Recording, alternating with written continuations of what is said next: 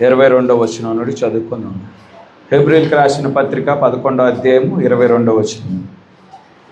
యోసేపు తనకు ఆవాస కాలం సమీపించినప్పుడు విశ్వాసమును బట్టి ఇజ్రాయేలు కుమారుల నిర్గమం గురించి ప్రశంసించి తన శల్యములను గురించి వారికి ఆజ్ఞాపించెను. మోషే పుట్టినప్పుడు అతని తల్లిదండ్రులు ఆ శిశువు సుందరుడై ఉండుట చూచి విశ్వాసమును బట్టి రాజాజ్ఞకు భయపడక 3 మాసములు అతన్ని దాచిపెట్టిరి. మోషే పెద్దవాడైనప్పుడు విశ్వాసమును బట్టి ఐగుప్తు ధనము కంటే క్రీస్తు విషయమైన నింద గొప్ప భాగ్యమని ఎంచుకొని అల్పకాలము పాపభోగం అనుభవించుట కంటే దేవుని ప్రజలతో శ్రమ అనుభవించుట మేలని యోచించి ఫరో కుమార్తె యొక్క కుమారుడని అనిపించుకొనుటకు ఒప్పుకొనలేదు. ఏలనగా అతడు ప్రతిఫలముగా కలగబో బహుమానమందు దృష్టి ఉంచెను. విశ్వాసమును బట్టి అతడు అదృశ్యుడైన వానిని చూచుచున్నట్టు స్థిరబుద్ధి గలవాడై రాజాగ్రహమునకు భయపడక ఐగుప్తును విడిచిపోయాను. తొలిచూలు పిల్లలను నాశనం చేయువాడు ఇశ్రాయేలులను ముట్టకుండా నిమిత్తము అతడు విశ్వాసమును బట్టి పస్కాను రక్త ప్రోక్షణ ఆచారమును ఆచరించెను. విశ్వాసమును బట్టి వారు పొడి నేల మీద నడిచినట్లు ఎర్ర సముద్రంలో పడి నడిచిపోయిరి. ఐగుప్తులు అలాగూ చేజూచి మునిగిపోయిరి. పరిశుద్ధుడా, జీవం కలిగిన దేవా, జీవాధిపతి, స్తోత్రములు తండ్రి, వందనములు యేసయ్య.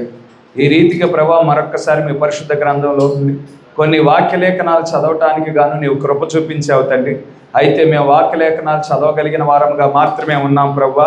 ఈ వాక్యలేఖనాలు విరవగలిగిన వాడవు నీవు ఒక్కడివే ప్రభా. మాకు వడ్డించగలిగిన వాడవు నీవు ఒక్కడివే అయి ఉన్నావు తండ్రి. ప్రభా, అటువంటి మీ చుట్టూనే సమావేశమై ఉన్నాం ప్రభా. నీవు మాతో మాట్లాడతావని ప్రభా. ప్రభా, మీ మందిరానికి మేము వచ్చి ఉన్నాము తండ్రి. మీ స్వరము వినుటకు ప్రభా మీ మందిరానికి వచ్చాం ప్రభా.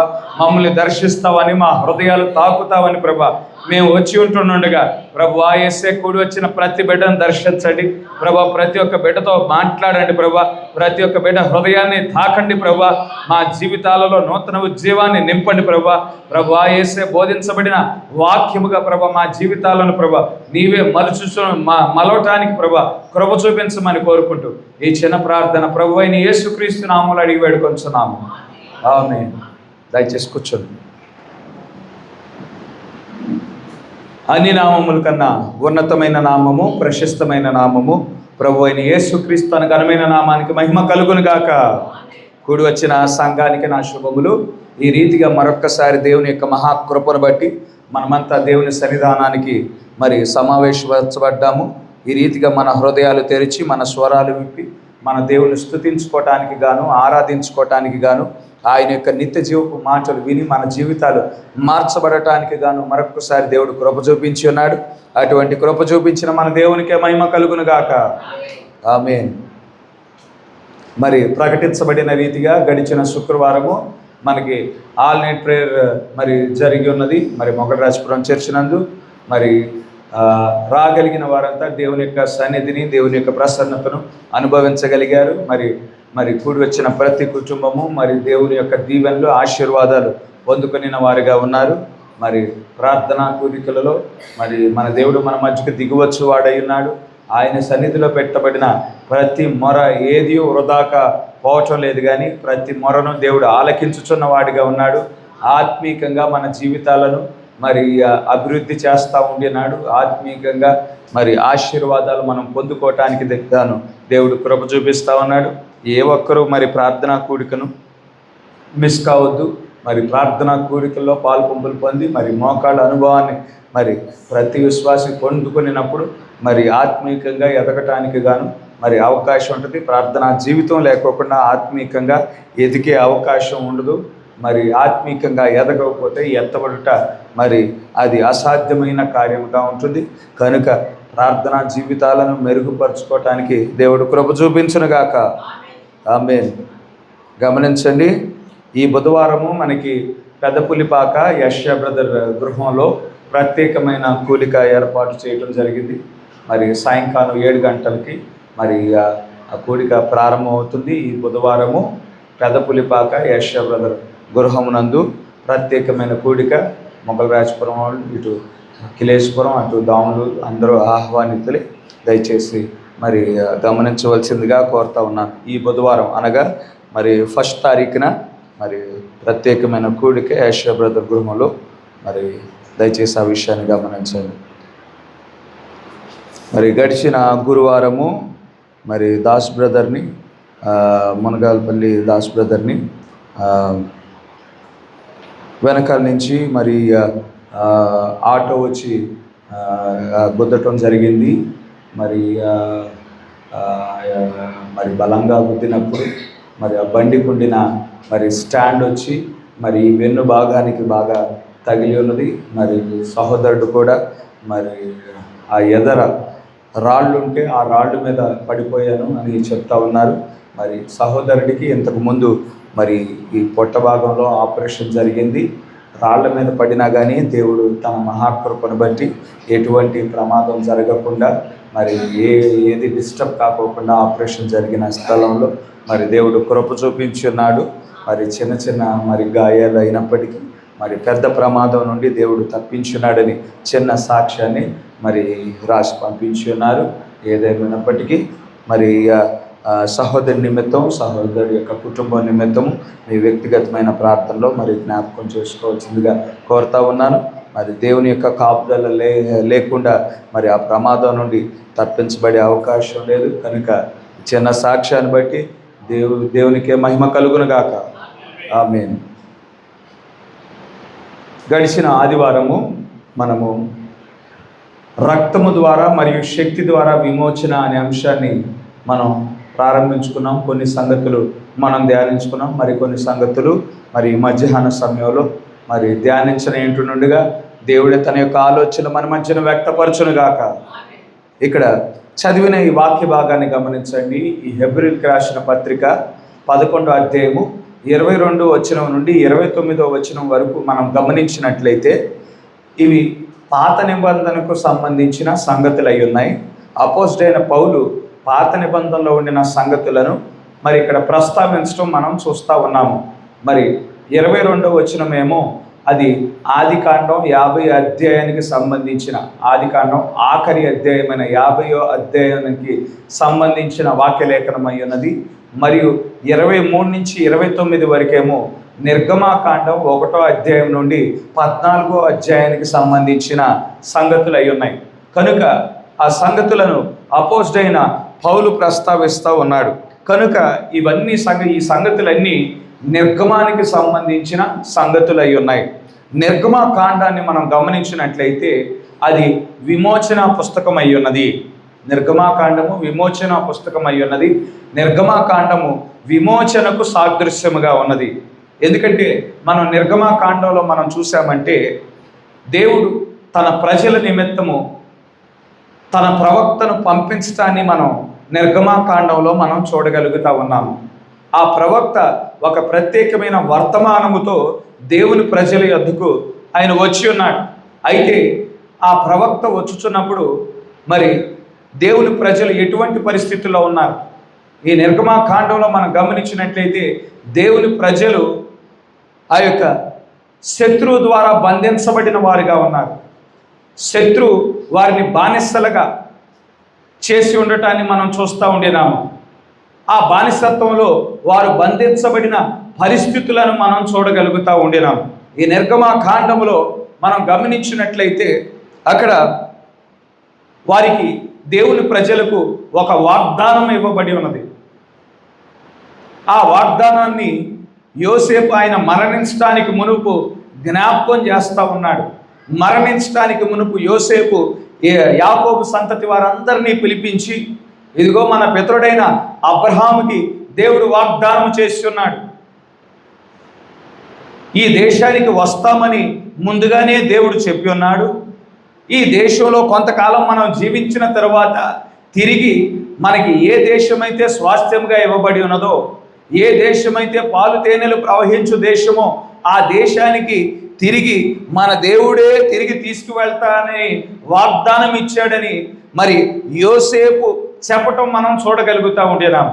కనుక యోసేపు ఆ సంగతులను జ్ఞాపకం చేసి మరి యోసేపు మరణించిన వాడిగా ఉన్నాడు. నిర్గమాకాండంలో ఈ ప్రజలంతా ఆ యోసేపు యొక్క సమాధిని చూసిన ప్రతిసారి ఆ మాటల జ్ఞాపకం వస్తూ ఉండొచ్చు. కనుక ఈ నిర్గమాకాండంలో దేవుని ప్రజలు ప్రజలకు ఒక వాగ్దానం ఇవ్వబడింది. ఆ వాగ్దానం కోసం వారు ఎదురు చూచుచున్న వారిగా ఉండినారు. అయితే ఆ వాగ్దానం నెరవేర్చడానికి ఈ నిర్గమాకాండంలో దేవుడే దిగి వచ్చి ఉన్నాడు. అద్భుతాలు చేశాడు, సూచక్రియలు చేశాడు, మహత్కార్యాలు చేశాడు. తన ప్రజలను మరి ఆ యొక్క బానిసత్వం నుండి విడిపించిన వాడిగా ఉండినాడు.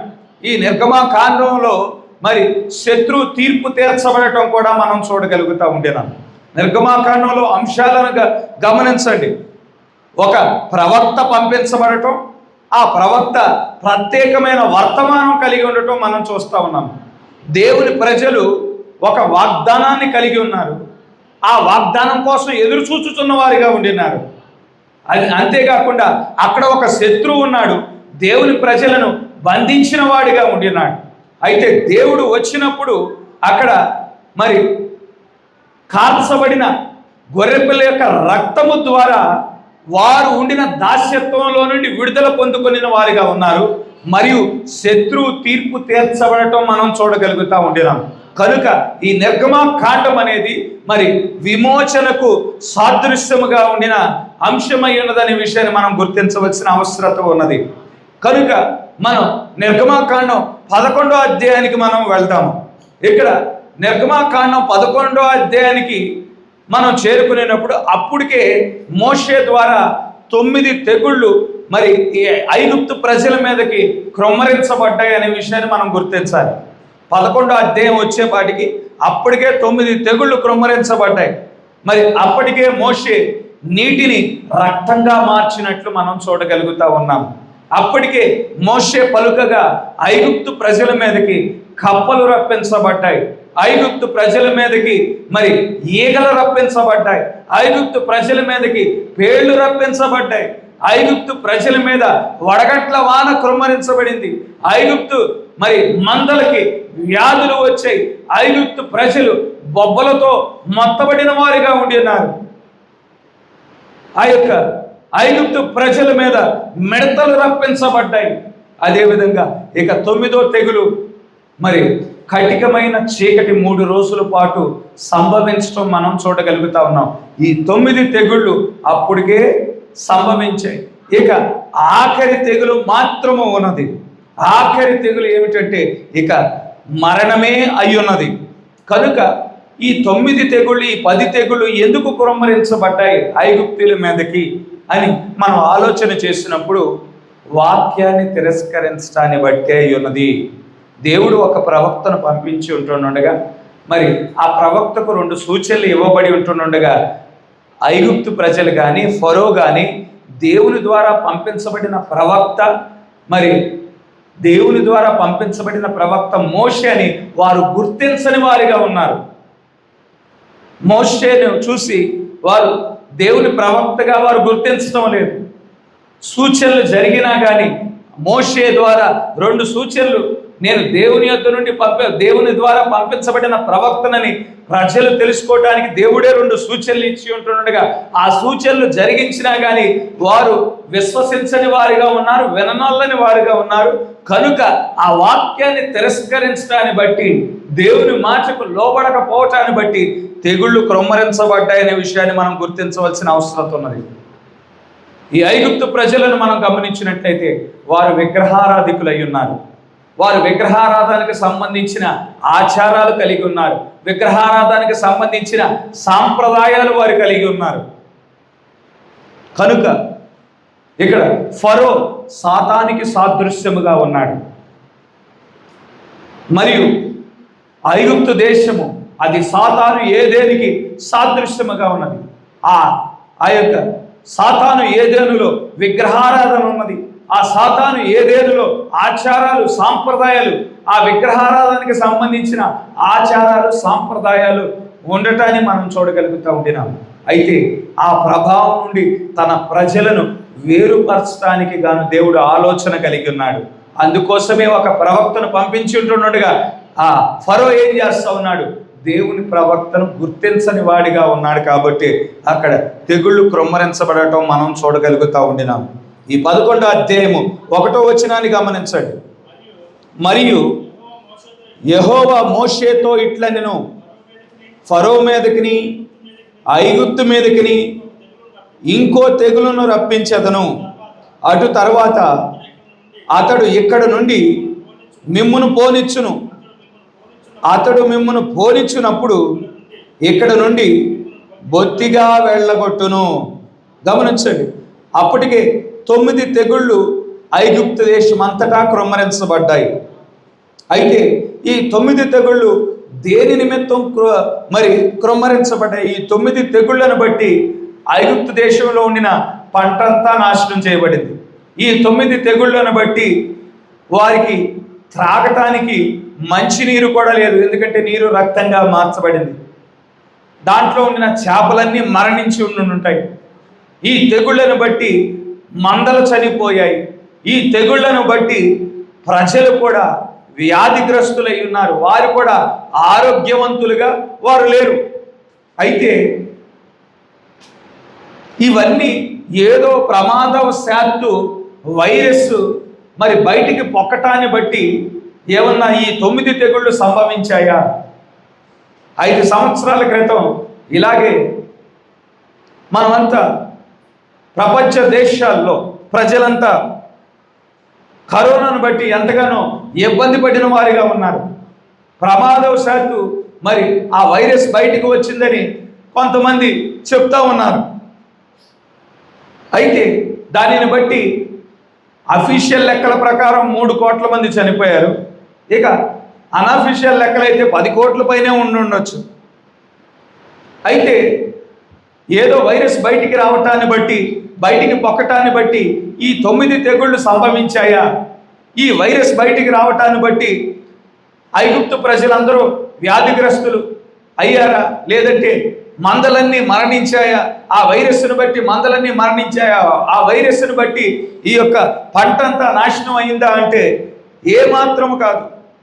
నిర్ధారించబడిన ప్రవక్త వారి మధ్యకు పంపించబడగా ఆ నిర్ధారించబడిన ప్రవక్తను వారు తిరస్కరించిన వారిగా ఉన్నారు. ఏ మనుష్యుడు ఇక నేను ప్రజలందరినీ నాశనం చేసేస్తాను, మానవుడే ఉండకూడదు ఈ భూమి మీద అని ఎవరైనా అనుకొని నాశనం చేయటానికి ప్రయత్నించినంత మాత్రాన ఈ భూమి మీద ఏది సంభవించదు. ఏదైనా సంభవించింది అంటే దేవుడు అనుమతిస్తేనే ఆ కార్యము జరుగుతుంది. దేవుడు ఎవరినైనా కానీ ఒక పరికరంగా దేవుడు వాడుకొని వాడిగా ఉంటాడు. నోహు కాలంలో మనం గమనించినట్లయితే ప్రవక్త ఒక మాట చెప్తా ఉన్నాడు. నోహు కాలానికి ముందే హానోకు ఉన్నాడు. హానోకు కాలంలోనే మానవుడు ఎటువంటి స్థితికి వచ్చాడంటే అణుశక్తిని లేదంటే అటామిక్ శక్తిని కనుగొనిన స్థితికి వచ్చాడు. ఆ అటామిక్ శక్తి ద్వారా ఆ అటామిక్ శక్తిని ఉపయోగించుకునే స్థితికి మానవుడు వచ్చాడని ప్రవక్త చెప్తా ఉన్నాడు. ఆ యొక్క హానోకు కాలంలో హానోకు ఆ యొక్క పిరమిడ్ని నిర్మించి ఉన్నాడని మనందరికీ తెలుసు. దాంట్లో దాదాపుగా 23,24,00,000 రాళ్ళు ఉపయోగించబడ్డాయి, గ్రానైట్ రాళ్ళు ఉపయోగించబడ్డాయి. ఆ గ్రానైట్ రాయి ఒక్కొక్క రాయి 2,500 కేజీలు పై మాటే ఉన్నది. కనీసం ఒక్కొక్క రాయి 2,500 కేజీలు పై మాటే ఉన్నదని ఆ యొక్క సివిల్ ఇంజనీర్స్ పరిశోధన చేసిన సివిల్ ఇంజనీర్స్ చెప్తా ఉన్నారు.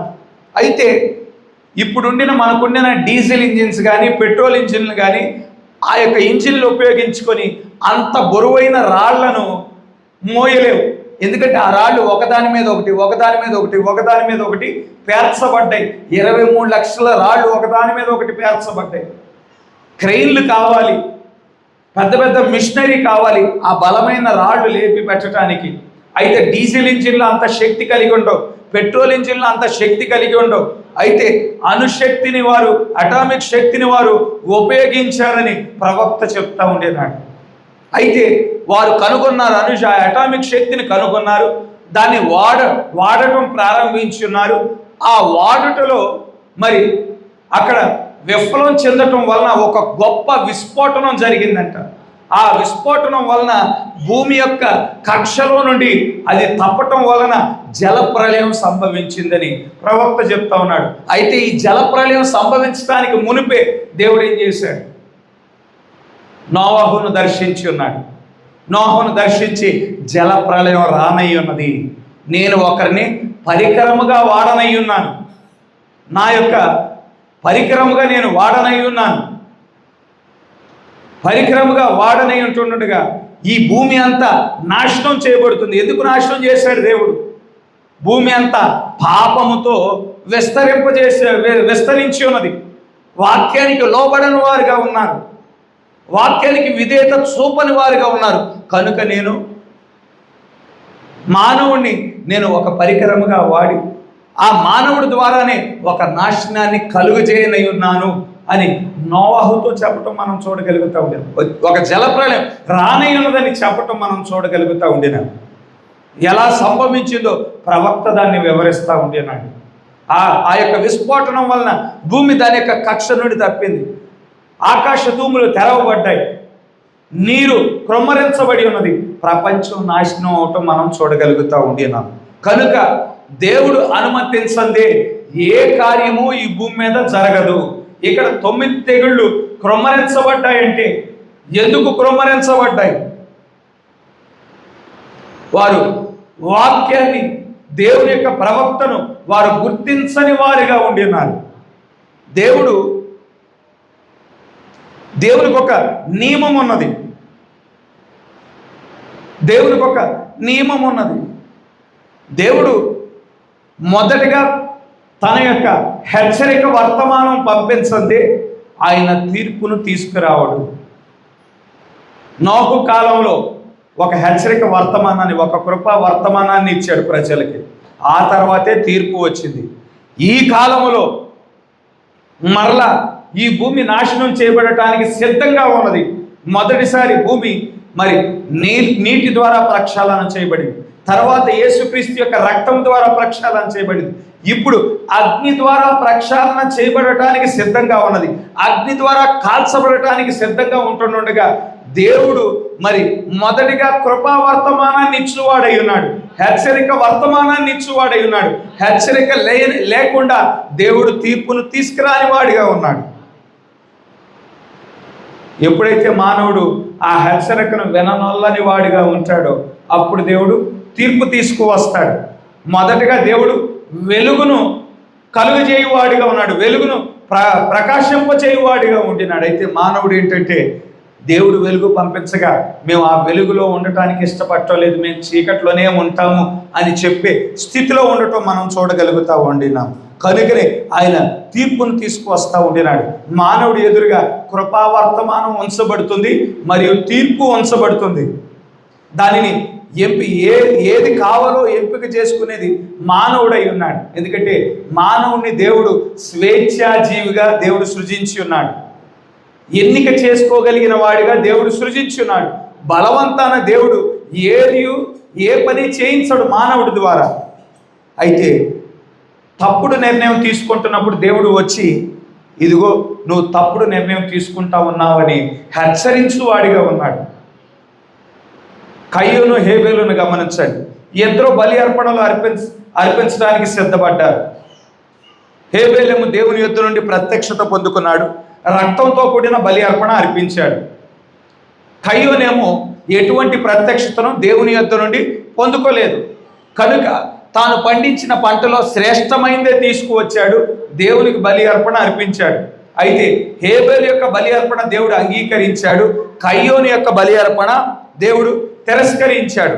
అయితే సరైన బలి అర్పణ అర్పించకపోవటాన్ని బట్టి దేవుడు కయ్యోనికి తీర్పు తీసుకురాలేదు. అయితే దేవుడు స్వయంగా కయ్యోను దగ్గరికి వచ్చాడు. కయ్యోను, నీ తమ్ముడు మాదిరిగా రక్తంతో కూడిన బలి అర్పణ నువ్వు అర్పించినప్పుడు నేను అంగీకరించేవాడిని, నువ్వు సత్క్రియ చేయలేదు కాబట్టే నీ ఇంట పాపము పొంచి ఉన్నది. నువ్వు సత్క్రియ చేసిన ఎడల, సరైన బలి అర్పణ అర్పించిన ఎడల నేను దాన్ని అంగీకరిస్తాను అని దేవుడు మరలా కయ్యోను బలి అర్పణ, రక్తంతో కూడిన బలి అర్పణ అర్పిస్తే అంగీకరించడానికి దేవుడు సిద్ధంగా ఉన్నాడు. కానీ కయ్యోను ఏమాత్రం సరి చేయబడటానికి ఇష్టపడని వాడిగా ఉన్నాడు. సరి చేయబడటానికి దేవుడు వచ్చి ఇదిగో నీ యొక్క ఆలోచన సరైనది కాదు, నీ విధానం సరైనది కాదు, దానిని నేను అంగీకరించను, కానీ సరైన విధానం ఇదయ్యున్నదే అని దేవుడు చెప్పువాడై ఉన్నాడు. దేవుడు ఒక మానవుడి దగ్గరికి దేవుని యొక్క వెలుగు వచ్చిన తర్వాత ఆ వెలుగును అంగీకరించి ఆ వెలుగును బట్టి జీవించకపోతే అది అవిధేయతగా పరిగణించబడుతుంది. అవిధేయతగా పరిగణించబడుతుంది. ఒక వ్యక్తికి దేవుడు వెలిగించినప్పుడు బాధ్యత కూడా ఉంటుంది. ఆ వెలుగును బట్టి జీవించవలసిన వాడై ఉన్నాడు. ఆ వెలుగును బట్టి జీవించకపోతే, ఆ వాక్యాన్ని బట్టి జీవించకపోతే, ఆ ప్రత్యక్షతను బట్టి జీవించకపోతే దేవుడు తన యొక్క కొరడా తీయువాడై ఉన్నాడు. కొరడా తీయువాడై ఉన్నాడు. కొంతమంది ఏం చేస్తారంటే సత్యాన్ని పొందుకుంటారు.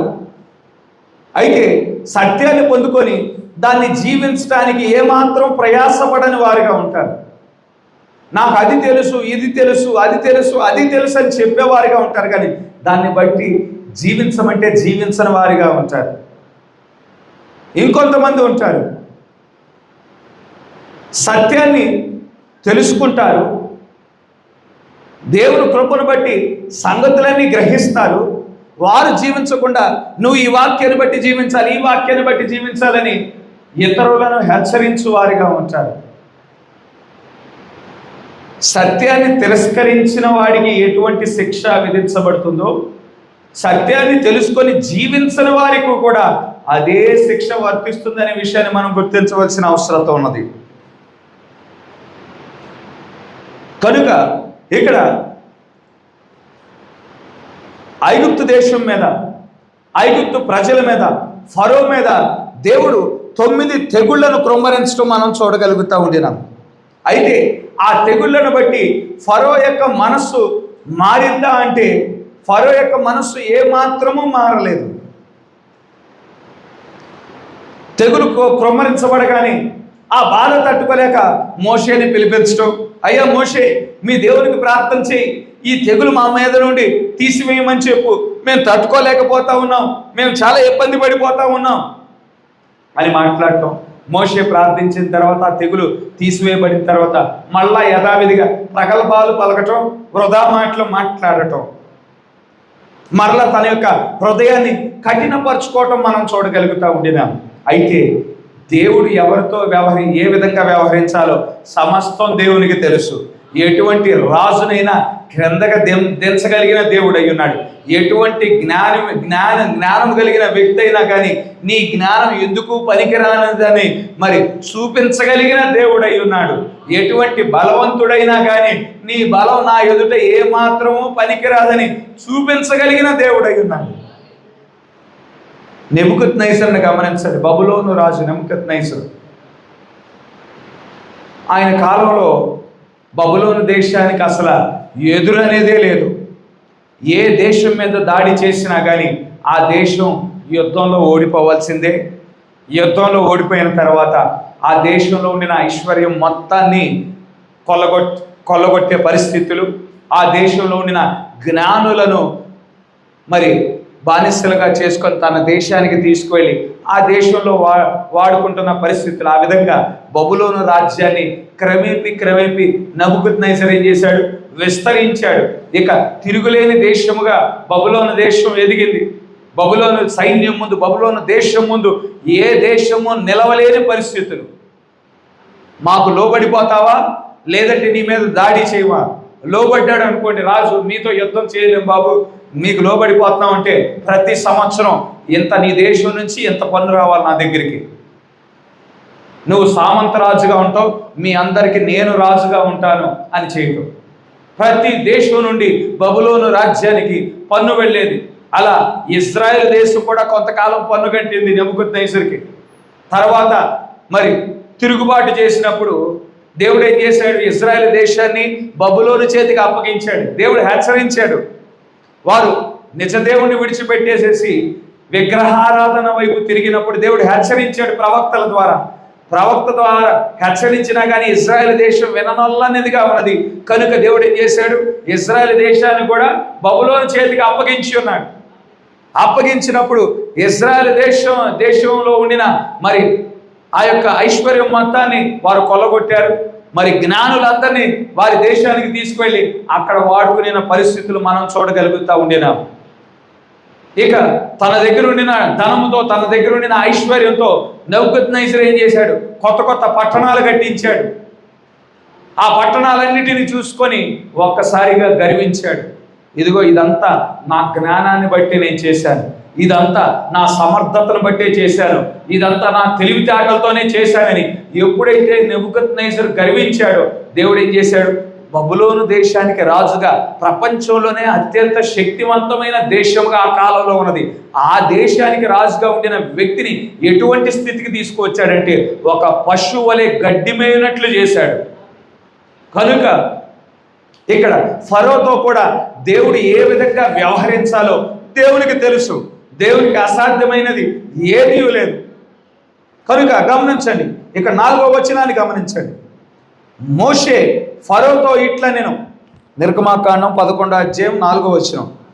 మోషే ఫరోతో ఇట్లా నేను, యెహోవా సెలవిచ్చినది ఏమనగా, మధ్యరాత్రి నేను ఐగుప్తు దేశంలోనికి బయలు వెళ్ళేదను. ఈ మాటలు స్వయంగా దేవుడు ప్రవక్తకు చెప్తా ఉన్నాడు. దేవుడు మోషేకు 2 సూచనలు ఇచ్చాడు. నీవు దేవుని ద్వారా పంపించబడిన ప్రవక్తవని ప్రజలు గుర్తించటానికి నీకు 2 సూచనలు ఇస్తా ఉన్నాను. ఒకటి, ఈ నీ చేతిలో ఉన్న వంకర కర్ర, ఆ వంకర కర్ర విసిరినప్పుడు పాముగా మార్చబడుతుంది. మరలా ఆ యొక్క కర్ర యొక్క చివరి భాగంలో పట్టుకున్నప్పుడు, తోక భాగంలో పట్టుకున్నప్పుడు, ఆ పాము యొక్క తోక భాగంలో పట్టుకున్నప్పుడు తిరిగి అది కర్రగా మారిపోతుంది. అది మొదటి సూచనగా ఉన్నది.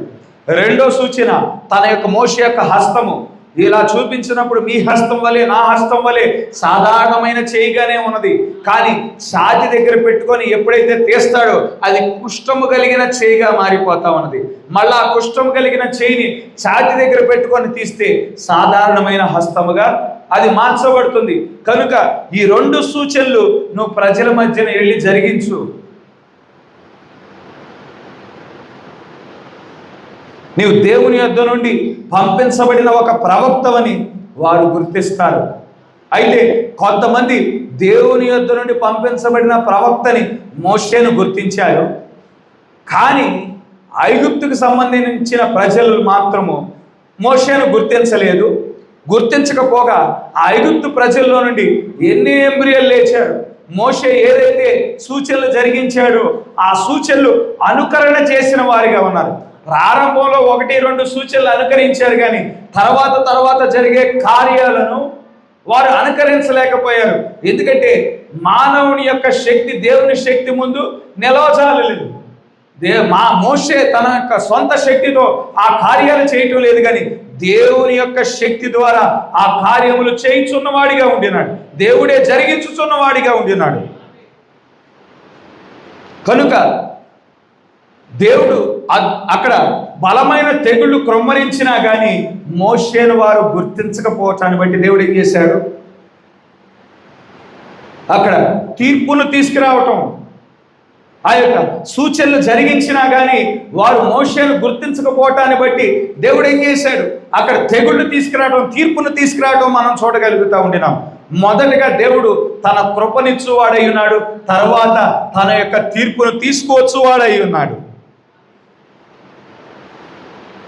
గడిచిన 7 సంఘకాలాల్లో కూడా దేవుడు అన్య సంఘం మీద, ఈ 2000 సంవత్సరాలలో 7 సంఘకాలాలు ఉన్నాయి. ఆ 7 సంఘకాలాల్లో క్రీస్తు యొక్క నిజ సంఘం ఉన్నది. ఆ క్రీస్తు యొక్క నిజ సంఘం మీద దేవుడు తన విస్తారమైన కృపను ఆవరింపజేసి ఉన్నాడు. కృపను, తన యొక్క రక్తాన్ని 7 సంఘకాలాల్లో ప్రోక్షించిన వాడిగా ఉన్నాడు. పాత నిబంధనలో ప్రధాన యాజకుడు ఏం చేస్తాడంటే సంవత్సరానికి ఒకసారి సమాజం అందరి నిమిత్తం, ప్రధాన యాజకుడి నిమిత్తం, మరి అక్కడ దేశంలో ఉండిన యాజకులందరి నిమిత్తం, లేవీలందరి నిమిత్తం, 12 గోత్రాల ప్రజలందరి నిమిత్తం ఒక పాప పరిహారార్థ బలిని సంవత్సరానికి ఒకసారి అర్పిస్తారు. అర్పించిన తర్వాత దాని యొక్క రక్తాన్ని తీసుకుంటారు. ఒక గిన్నెలో, ఓ పాత్రలో తీసుకొని అతి పరిశుద్ధ స్థలంలోనికి తీసుకువెళ్ళి మరి ఆ యొక్క రక్తంలో వేలును ముంచి 7 మార్లు కరుణాపీఠం మీద ఆ రక్తాన్ని ప్రోక్షించువారై ఉన్నారు. అక్కడ ఏ విధంగా 7 మార్లు మరి ఆ యొక్క పాప పరిహారార్థ బలి యొక్క రక్తాన్ని కరుణాపీఠం మీద ఏ విధంగా ఆ రక్తాన్ని ప్రోక్షించబడి ఉన్నదో, ఆ రక్తం ఉండినప్పుడు కరుణాపీఠం మీద అది కృప విస్తరింప చేయబడుతుంది. రక్తం గుండా దేవుడు చూస్తాడు. రక్తం గుండా చూసినప్పుడు పాపము దేవుని దృష్టికి కనిపించదు. ఎందుకంటే ఆ పాపము నిమిత్తం వేరొక జీవి బలిగా అర్పించబడింది కాబట్టి. కనుక ప్రజలందరి నిమిత్తం ఆ రక్తము కరుణాపీఠం మీద ప్రోక్షించబడింది. కరుణాపీఠం మీద రక్తం ఉండినంత కాలము అది కృపగా ఎంచబడుతుంది. కనుక 7 సంఘకాలములలో మరి ఏం జరిగింది అంటే, ప్రతి సంఘకాలంలో మరి దేవుని యొక్క సంఘం మీద రక్తం ప్రోక్షించబడింది. ఒక్కొక్క సంఘకాలంలో ఒక్కొక్కసారి దేవుని యొక్క రక్తం ప్రోక్షించబడి ఉన్నది. ఏంటండి, ఏ రక్తం ప్రోక్షించబడిందండి దేవుని సంఘం మీద? ఏంటా రక్తం అంటే, ఆ కాలానికి ఇవ్వబడిన వర్తమానమే క్రీస్తు యొక్క రక్తమై ఉన్నది. హల్లెలూయా. ప్రతి కాలానికి దేవుడు ఒక వర్తమానాన్ని ఇచ్చాడు. ఆ వర్తమానమే క్రీస్తు యొక్క రక్తమై ఉన్నది. అదే కృప, దేవుడు అనుగ్రహించు కృప అయి ఉన్నది. ఆ కృప ద్వారా తీర్పు నుండి తప్పించబడతాడు మానవుడు. ఆ కృప ద్వారా ఉగ్రత నుండి తప్పించబడతాడు మానవుడు. ఆ యొక్క వర్తమానం ద్వారా 2వ మరణం నుండి తప్పించబడతాడు. హల్లెలూయా. కనుక ఆయా కాలాలలో ఇవ్వబడిన వర్తమానాన్ని తిరస్కరించడం అంటే క్రీస్తు యొక్క రక్తాన్ని తిరస్కరించటమే అయి ఉన్నది. ఈ కాలపు వర్తమానాన్ని తిరస్కరించడం అంటే క్రీస్తు యొక్క రక్తాన్ని తిరస్కరించటమే. ఈ వర్తమానాన్ని తిరస్కరించి పరలోక రాజ్యంలో ప్రవేశించడం అసాధ్యమైన కార్యమై ఉన్నది. ఈ వర్తమానాన్ని తిరస్కరించి దేవుని యొక్క ఉగ్రత నుండి తప్పించబడటం అసాధ్యమైన కార్యమై ఉన్నది. ఈ వర్తమానాన్ని తిరస్కరించి శ్రమల కాలంలో నుండి మేము తప్పించబడతామంటే అది అసాధ్యమైన కార్యమే అయి ఉన్నది. ఈ వర్తమానం క్రీస్తు యొక్క రక్తమే అయి ఉన్నది. ఎందుకంటే క్రీస్తు అంటే అభిషేకించబడిన దేవుని వాక్యమే అయి ఉన్నాడు. కనుక 7 మార్లు దేవుడు తన యొక్క రక్తాన్ని 7 సంఘకాలాలలో ప్రోక్షించాడు. ఒక్కొక్క సంఘకాలంలో ఒక్కొక్కసారి ప్రోక్షించబడింది. ఇక 7వ సంఘకాలం యొక్క ముగింపు కూడా మనం వచ్చేసాం. ఈ సంఘకాలం తర్వాత మరొకసారి రక్తం ప్రోక్షించబడదు. ఈ సంఘకాలం తర్వాత మరొక వర్తమానం ఉండదు, మరొక సంఘకాలం ఉండదు. ఇక శ్రమల కాలం ప్రారంభమైపోతుంది. ఇక సువార్త అన్యుల మధ్యన ప్రకటించబడటం ఆగిపోతుంది. పరిశుద్ధాత్మ ఇవ్వబడటం ఆగిపోతుంది. సువార్త యూదుల వైపు తిరుగుతుంది. యూదుల కొరకు మోషే పంపించబడతాడు, ఏలియా పంపించబడతాడు. వారు బోధించినప్పుడు వారికి ఇవ్వబడిన గుడ్డితనం తీసివేయబడుతుంది. వారికి ఇవ్వబడిన నిద్రమత్తు తీసివేయబడుతుంది. వారు ఏ క్రీస్తునైతే వారు సిలువుకు అప్పగించి ఉన్నారో, పాపుల చేతికి అప్పగించి ఉన్నారో, రోమీల చేతికి అప్పగించి ఉన్నారో, ఆ యొక్క యేసే క్రీస్తుని వారు గుర్తించగలుగుతారు. అందరూ గుర్తించరండి. అందరూ మోషే వర్తమానాన్ని అంగీకరించరు. అందరూ ఏలియా వర్తమానాన్ని అంగీకరించరు. 1,44,000 మంది ఎన్నిక చేయబడిన 1,44,000 మంది మాత్రమే అంగీకరిస్తారు. ఇప్పుడు ఆ గుడ్డితనం తీసివేయబడే మనస్సు సమయం వచ్చింది. యూదులకి వాళ్ళ గుడ్డితనం ఎంత బలంగా ఉంటుందంటే, ఇప్పుడు వెళ్ళి మనం వాక్యం బోధించడానికి వెళ్ళి ఇజ్రాయెల్ దేశంలో ప్రయత్నం చేసామనుకోండి, లాగి చంప మీద ఒకటి బిగుతారు. మా మధ్యకి వచ్చి మమ్మల్ని మా వేరే బోధన మా మధ్య బోధిస్తావా అని ఏమాత్రం వెనక ముందు చూడకోకుండా కొడతారు. అంత కఠినంగా ఉంటారు యూదులు. ఎందుకంటే వారికి దేవుడు గుడ్డితనంతో మొత్తేశాడు. మన మీద ఉండిన ప్రేమను బట్టి, దానిని బట్టి వాళ్ళు ఏం చేస్తారంటే అసలు ప్రయత్నం చేస్తే చాలు, ఇక తిరగబడి కొట్టడానికి ఏమాత్రం వెనకాడని వారుగా ఉంటారు. అయితే ఇప్పుడు ఆ గుడ్డితనం తీసివేయబడే మనస్సు ఇవ్వబడటానికి దేవుడు సిద్ధంగా ఉన్నాడు.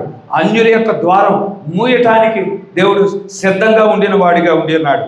కనుక ఆ కరుణాపీఠం మీద ఇక రక్తం ఉంటుంది, కానీ ఆ కరుణాపీఠం కాస్త తీర్పు సింహాసనముగా మార్చబడే కాలానికి మనం వచ్చి ఉన్నామనే విషయాన్ని మనం గుర్తించవలసిన అవసరత ఉన్నది. 5వ వచనం, అప్పుడు సింహాసనం మీద కూర్చున్న ఫరో తొలిపిల్ల మొదలుకొని తిరగలి విసురు దాసి తొలిపిల్ల వరకు ఐగుప్తు దేశమందలి తొలిపిల్లలందరూ చచ్చెదరు, జంతువులలోను తొలిపిల్లలన్నీ చచ్చును. ఇక్కడ గమనించండి, సింహాసనం మీద కూర్చున్న ఫరో యొక్క మొదటి సంతానం దగ్గర నుండి తిరగలి విసురు ఆ వ్యక్తి యొక్క సంతానం వరకు ప్రతి గృహంలో తొలి సంతానం మరణిస్తారు. అంతేకాకుండా జంతువుల యొక్క తొలిచూలు కూడా మరణిస్తుందని ఇక్కడ దేవుడు స్పష్టంగా చెప్తా ఉన్నాడు. నువ్వు ఎటువంటి అధికారైనా ఉండొచ్చు, ఫరోగా ఉండిన వ్యక్తి అయినా ఉండొచ్చు, అది గొప్ప అధికారి ఉండొచ్చు, ఐగుప్తు దేశానికి సైన్యాధిపతిగా నీవు ఉండవచ్చు, లేదంటే గొప్ప రాజకీయ నాయకుడిగా ఉండొచ్చు, గొప్ప విద్యావేత్తగా ఉండొచ్చు, గొప్ప గాయకుడిగా ఉండొచ్చు, గొప్ప మతపరమైన అధికారిగా నీవు ఉండవచ్చు, లేదంటే సాధారణమైన వ్యక్తి అయినా నీవు అయి ఉండవచ్చు. దేవునికి ఎటువంటి వ్యత్యాసము లేదు. ప్రతి ఒక్కరి గృహంలో ఆ తొలిచూలు, ఆ యొక్క ప్రథమ సంతానం మరణిస్తారు. అంతేకాకుండా జంతువుల యొక్క తొలిచూలు కూడా మరణించునని ఇక్కడ చెప్పటం మనం చూడగలుగుతూ ఉండినాము. దేవుడు ఎటువంటి అరమరిక లేకోకుండా, ఎటువంటి రాజీ లేకుండా దేవుడు పాత నిబంధన కాలంలో ఆ తీర్పును తీసుకొచ్చిన వాడిగా ఉన్నాడు. ఏ తీర్పు తీసుకొచ్చే సమయంలో ఎటువంటి కరుణ ఉండదు, ఎటువంటి కృప ఉండదు. కృప ఇవ్వబడే కాలం వేరు, తీర్పు కాలం వచ్చినప్పుడు ఇక కరుణ చూపే ప్రసక్తే ఉండదు. ఆనాడు ఎటువంటి దేవుడిగా ఉన్నాడో నేడు కూడా అదే దేవుడిగా ఉన్నాడు. ఆనాడు ఒక దేశం మీద దేవుడు తీర్పు తీసుకువచ్చాడు, ఈనాడు ప్రపంచవ్యాప్తంగా దేవుడు తీర్పు తీర్చువాడై ఉన్నాడు. ఈ భూమి మీద 200 పైచిలుకు దేశాలు ఉన్నాయి. ప్రతి దేశం మీద దేవుడు తీర్పు తీసుకువచ్చువాడై ఉన్నాడు. ఆ కాలంలో ఐగుప్తు దేశంలో ఫరో యొక్క ప్రజలు ఎటువంటి వాక్యం పట్ల ఎటువంటి అవిశ్వాసం కలిగి ఉన్నారో, వాక్యాన్ని ఏ విధంగా గుర్తించని వారిగా ఉన్నారో, నేడు కూడా అంతకంటే ఎక్కువ అవిశ్వాసాన్ని మనం చూస్తూ ఉంటున్నాం. కనుక అక్కడ తీర్పు తీసుకువచ్చిన దేవుడు మరింత ఖచ్చితంగా దేవుడు ప్రపంచ దేశాల మీద తీర్పు తీసుకువచ్చు వాడిగా ఉంటున్నాడు. 6వ వచనం, అప్పుడు ఐగుప్తు దేశం అంతటా మహాఘోష పుట్టెను. అట్టు ఘోష అంతకు ముందు పుట్టలేదు, అట్టిది ఇక మీదట పుట్టదు. యెహోవా ఐగుప్తీయులను ఇశ్రాయేలీయులను వేరుపరచునని మీకు తెలియబడినట్లు మనుష్యుల మీద కానీ జంతువుల మీద కానీ ఇశ్రాయేలీయుల్లో ఎవరి మీదనైనను ఒక కుక్కయు తన నాలుక ఆడించదు. ఇక్కడ గమనించండి, దేవుడు తన ప్రజల నిమిత్తం ఆయన దిగివచ్చిన దేవుడు అయి ఉన్నాడు. దేవుడు తన ప్రజల నిమిత్తం ఆయన యుద్ధం చేయుచున్న వాడిగా ఉన్నాడు. దేవుడు తన ప్రజలను ఆయన వేరు చేయుచున్న వాడిగా ఉండి ఉన్నాడు. తన ప్రజలను ఆయన ఐగుప్తు ప్రజల నుండి వేరు చేస్తూ ఉన్నాడు. ఏ విధంగా వేరు చేస్తూ ఉన్నాడు?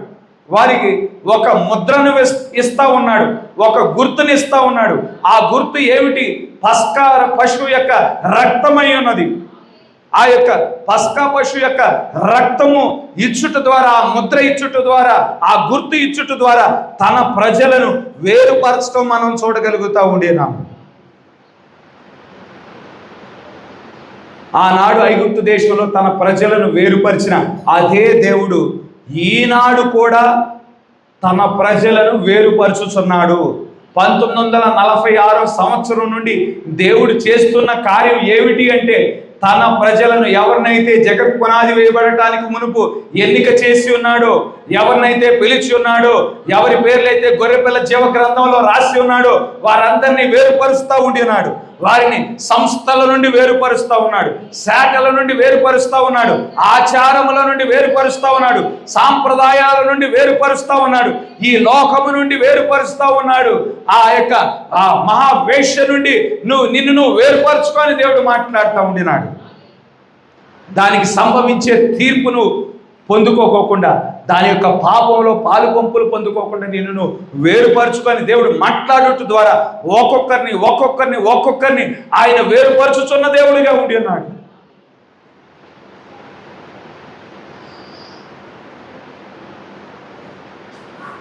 గమనించండి, దేవుడు అగ్నిస్తంభముగా 2000 సంవత్సరాల క్రితం ఆదిమ సంఘం మీదకి దిగి వచ్చాడు. తర్వాత అగ్నిస్తంభముగా తనను తాను తర్వాత కాలంలో కనుపరుచుకోలేదు. అపోస్తుల కాలంలో అగ్నిస్తంభముగా దిగి వచ్చాడు. పౌలుకు అగ్నిస్తంభముగా దేవుడు ప్రత్యక్షమయ్యాడు. తర్వాత ఇక ఏ కాలంలో తను తాను అగ్నిస్తంభముగా కనుపరుచుకున్నట్లు దాఖలాలు ఎక్కడా లేవు. మరలా ఈ ముగింపు కాలంలో ఈ కాలపు వర్తమానికుడు వచ్చినప్పుడు అపోస్తలుడైన పౌలుకి ఏ అగ్నిస్తంభముగా అయితే తనను తాను కనుపరుచుకొని ఉన్నాడు, అదే అగ్నిస్తంభముగా ఈ కాలపు వర్తమానికుని యొద్దకు దిగి రావటం మనం చూడగలుగుతా ఉండినాం.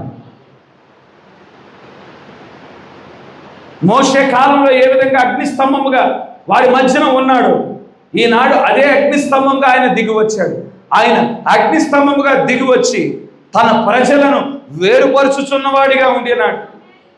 1946వ సంవత్సరం నుండి తన ప్రజలను వేరుపరుస్తూ ఉండినాడు. ఎందుకంటే రానయ్యున్న దినములలో దేవుని యొక్క తీర్పు మరి ప్రారంభం కానయ్యి ఉన్నది. ఇప్పటికే ఆ తీర్పు ప్రారంభమై ఉన్నది.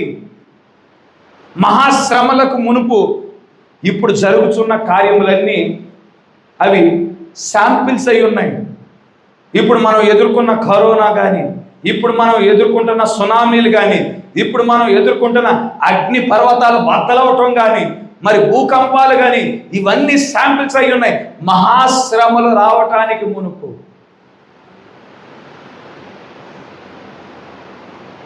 కొత్తవన్నీ మనం ఎప్పుడు విన్నయన్నీ వస్తూ ఉన్నాయి. ఈ 2 రోజుల నుంచి ఏదో యాసిడ్ పురుగు అని వింటా ఉన్నా. ఏలూరు సైడు యాసిడ్ పురుగు అంట. చెట్ల మీద చిన్న ఇంతే ఉంది పురుగు. అది వచ్చి చెట్ల మీద నుంచి మనుషుల మీద వాళ్తుందంట. దాని కనుక ఇలా తోలినప్పుడు అది యాసిడ్ రిలీజ్ చేస్తూ ఉన్నదంట. ఆ ప్రాంతం అంతా బొబ్బలెక్కిపోతూ ఉన్నది. వింత పురుగులు వస్తూ ఉన్నాయి, వింత రోగాలు వస్తూ ఉన్నాయి. దానికి ఏ మందు రాసినా కానీ తగ్గటం లేదంట. అటువంటి పరిస్థితులు ఇవన్నీ మహాశ్రమలకు మునుపు శాంపిల్స్ అయి ఉన్నాయి. కనుక ఇక్కడ 1946వ సంవత్సరం నుండి దేవుడు తన ప్రజలను వేరు చేయుచున్నవాడిగా ఉండినాడు. ఆ కాలంలో మోషేకు 2 సూచనలు ఏ విధంగా ఇవ్వబడ్డాయో ఈ కాలపు వర్తమానికునికి కూడా 2 సూచనలు ఇవ్వబడ్డాయి. ఆయన దేవుని నుండి పంపించబడిన ప్రవక్తని ప్రజలు గుర్తించడానికి 2 సూచనలు ఇవ్వబడ్డాయి. మన ప్రవక్తకి ఇవ్వబడిన సూచనలు ఏంటండి? ప్రార్థన చేయించుకోవడానికి వచ్చినప్పుడు వారి హస్తాలు పట్టుకొని వారికి ఏ వ్యాధి ఉన్నదో, ఏ రోగం ఉన్నదో చెప్పగలిగే మొదటి సూచన ఇవ్వబడి ఉన్నది. 2వ సూచన హృదయ రహస్యాలు బయలుపరచడం, జీవిత రహస్యాలు బయలుపరచడం, వ్యక్తిగతమైన జీవితంలో రహస్య జీవితంలో ఏది జరిగిందో చెప్పగలగటం. ఈ 2 సూచనలు బట్టి దేవుని ద్వారా పంపించబడిన ప్రవక్తని దేవుడు రుజువు చేస్తూ ఉండినాడు. అయితే సంస్థల వారు ఏం చేశారు, శాఖల వారు ఏం చేశారు? ఆ 2 సూచనలు బట్టి ప్రవక్తను బాగా వాడుకొని ఉన్నారు. అయితే ఆయన తీసుకొచ్చిన వర్తమానాన్ని బట్టి సరి చేయబడటానికి ఏమాత్రం ఇష్టపడని వారిగా ఉన్నారు. ఆ వర్తమానాన్ని తిరస్కరించారు. ప్రజలు స్వస్థపరచబడుతుంటే సంతోషంగా అంగీకరించారు, సంతోషంగా ఆ కార్యాలను బట్టి ఆనందించారు. కానీ సరిచేసే వర్తమానం ఇచ్చుచున్నప్పుడు ప్రవక్త యొక్క వర్తమానాన్ని వారు తిరస్కరించారు. అందుకే 1964 సంవత్సరంలో ప్రవక్తను దేవుడు పిలిచి ఆ యొక్క మరి ఆ రాయిని పైకి విసరమని చెప్పగా మరి ఈ క్షణం నుండే మరి ఈ భూమికి తీర్పు ప్రారంభమై ఉన్నది అని దేవుడు చెప్పడం మనం చూడగలుగుతూ ఉండినాము. అయితే తన ప్రజలు ఈ భూమి మీద ఉంటుండగా తీర్పు ప్రారంభమైనప్పుడు తన ప్రజల గురించి దేవుడు ఆలోచించువాడై ఉన్నాడు. ఐగుప్తు దేశంలో మరి ఆ యొక్క తీర్పు క్రొమ్మరించినప్పుడు తన ప్రజల నిమిత్తం ఆయన ఆలోచించుచున్నవాడిగా ఉండినాడు. ఆ తీర్పును బట్టి తన ప్రజలకు ఏమాత్రం ఇబ్బంది కలగకుండా ఆయన కాపాడుచుండిన వాడిగా ఉండినాడు. ఆ 9 తెగుళ్లను బట్టి ఐగుప్తు దేశంలో ఉండిన యాకోబు సంతానము ఎవరు మరణించలేదు, ఎవరు గాయపరచబడలేదు, ఎవరు ఇబ్బంది పడలేదు. వడగండ్ల వాన అక్కడ ఉంది కానీ గోషేన్లో లేదు. కటికమైన చీకటి ఐగుప్తులో ఉంది కానీ గోషేన్లో లేదు. విస్తారమైన మిడతలు ఐగుప్తు దేశంలో ఉన్నాయి కానీ గోషేను ప్రాంతంలో లేవు. విస్తారమైన ఏకలు కానీ మరి పేళ్లు కానీ ఐగుప్తులో ఉన్నాయి కానీ గోషేన్లో లేవు. అదేవిధంగా ఈ లోకంలో కరువు ఉన్నది కానీ మనకి ఆత్మీయమైన కరువు లేదు. విస్తారమైన ఆహారాన్ని దేవుడు మనకి భుజించడానికి ఇచ్చిన వాడై ఉన్నాడు. లోకంలో అద్భుతాలు లేవు కానీ మన మధ్యన అద్భుతాలు ఉన్నాయి. లోకంలో స్వస్థతలు లేవు కానీ మన మధ్యన స్వస్థతలు ఉన్నాయి. లోకంలో జీవితాలు మార్చబడటం లేదు కానీ మన మధ్యన జీవితాలు మార్చబడతా ఉన్నాయి. లోకస్తుల యొక్క జీవితాలు నమ్మలేని నిజంగా మార్చబడటం లేదు కానీ మనం నమ్మలేని జీవితాలుగా మార్చబడతా ఉన్నాయి. వారు నూతన సృష్టిగా మార్చబడటం లేదు కానీ మనం నూతన సృష్టిగా మార్చబడుచున్న వారముగా ఉన్నాము. హల్లెలూయా. ఐగుప్తు అంతా చీకటే కానీ గోషేన్లో మాత్రం వెలుగు ఉన్నది. హల్లెలూయా. కనుక గమనించండి, తన ప్రజల గురించి ఆయన ఆలోచించుచున్నవాడిగా ఉంటున్నాడు. ఇక 11వ అధ్యాయంకి వచ్చేవాటికి 9 తెగుళ్ళు అయిపోయినాయి. ఇక 12వ అధ్యాయం మనం చూసినట్లయితే ఇక ఆఖరి తెగులను మనం చూడగలుగుతా ఉండినాం. మొదటి నిర్గమంలో ఏం జరుగుతుందో రెండో నిర్గమంలో అదే జరుగుతుంది. రెండో నిర్గమంలో ఏం జరుగుతుందో మూడో నిర్గమంలో కూడా అదే జరుగుననే విషయాన్ని మనం గుర్తించవలసిన అవసరం ఉన్నది. మనం ఏ కాలంలో ఉన్నామంటే అది ఈ వాక్య లేఖనానికి సంబంధించిన కాలంలోనే మనం ఉన్నామనే విషయాన్ని గుర్తించవలసిన అవసరం ఉన్నది. గమనించండి, వారికి ఒక ముద్ర ఇవ్వబడి ఉన్నది. యాకోబు సంతతి వారికి ఒక ముద్ర ఇవ్వబడి ఉన్నది, ఒక గుర్తు ఇవ్వబడి ఉన్నది. ఆ గుర్తును వారి కలిగి ఉండకపోతే ఐగుప్తుల వలె వీరి గృహాలలో కూడా మరణం సంభవిస్తుంది. దేవుడు ఒక గుర్తునిచ్చాడు. తప్పించుకోవటానికి ఒక మార్గాన్ని దేవుడు చూపించి ఉన్నాడు. తీర్పు రానై ఉన్నది. తప్పించుకోవటానికి దేవుడు ఒక మార్గాన్ని బయలుపరిచి ఉన్నాడు.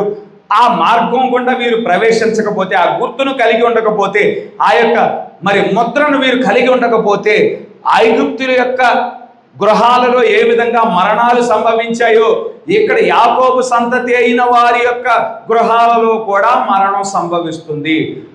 దాంట్లో ఎటువంటి సందేహం లేదు. అక్కడ తప్పించుకోవడానికి దేవుడు ఒక మార్గాన్ని ఏర్పాటు చేసి ఉన్నాడు.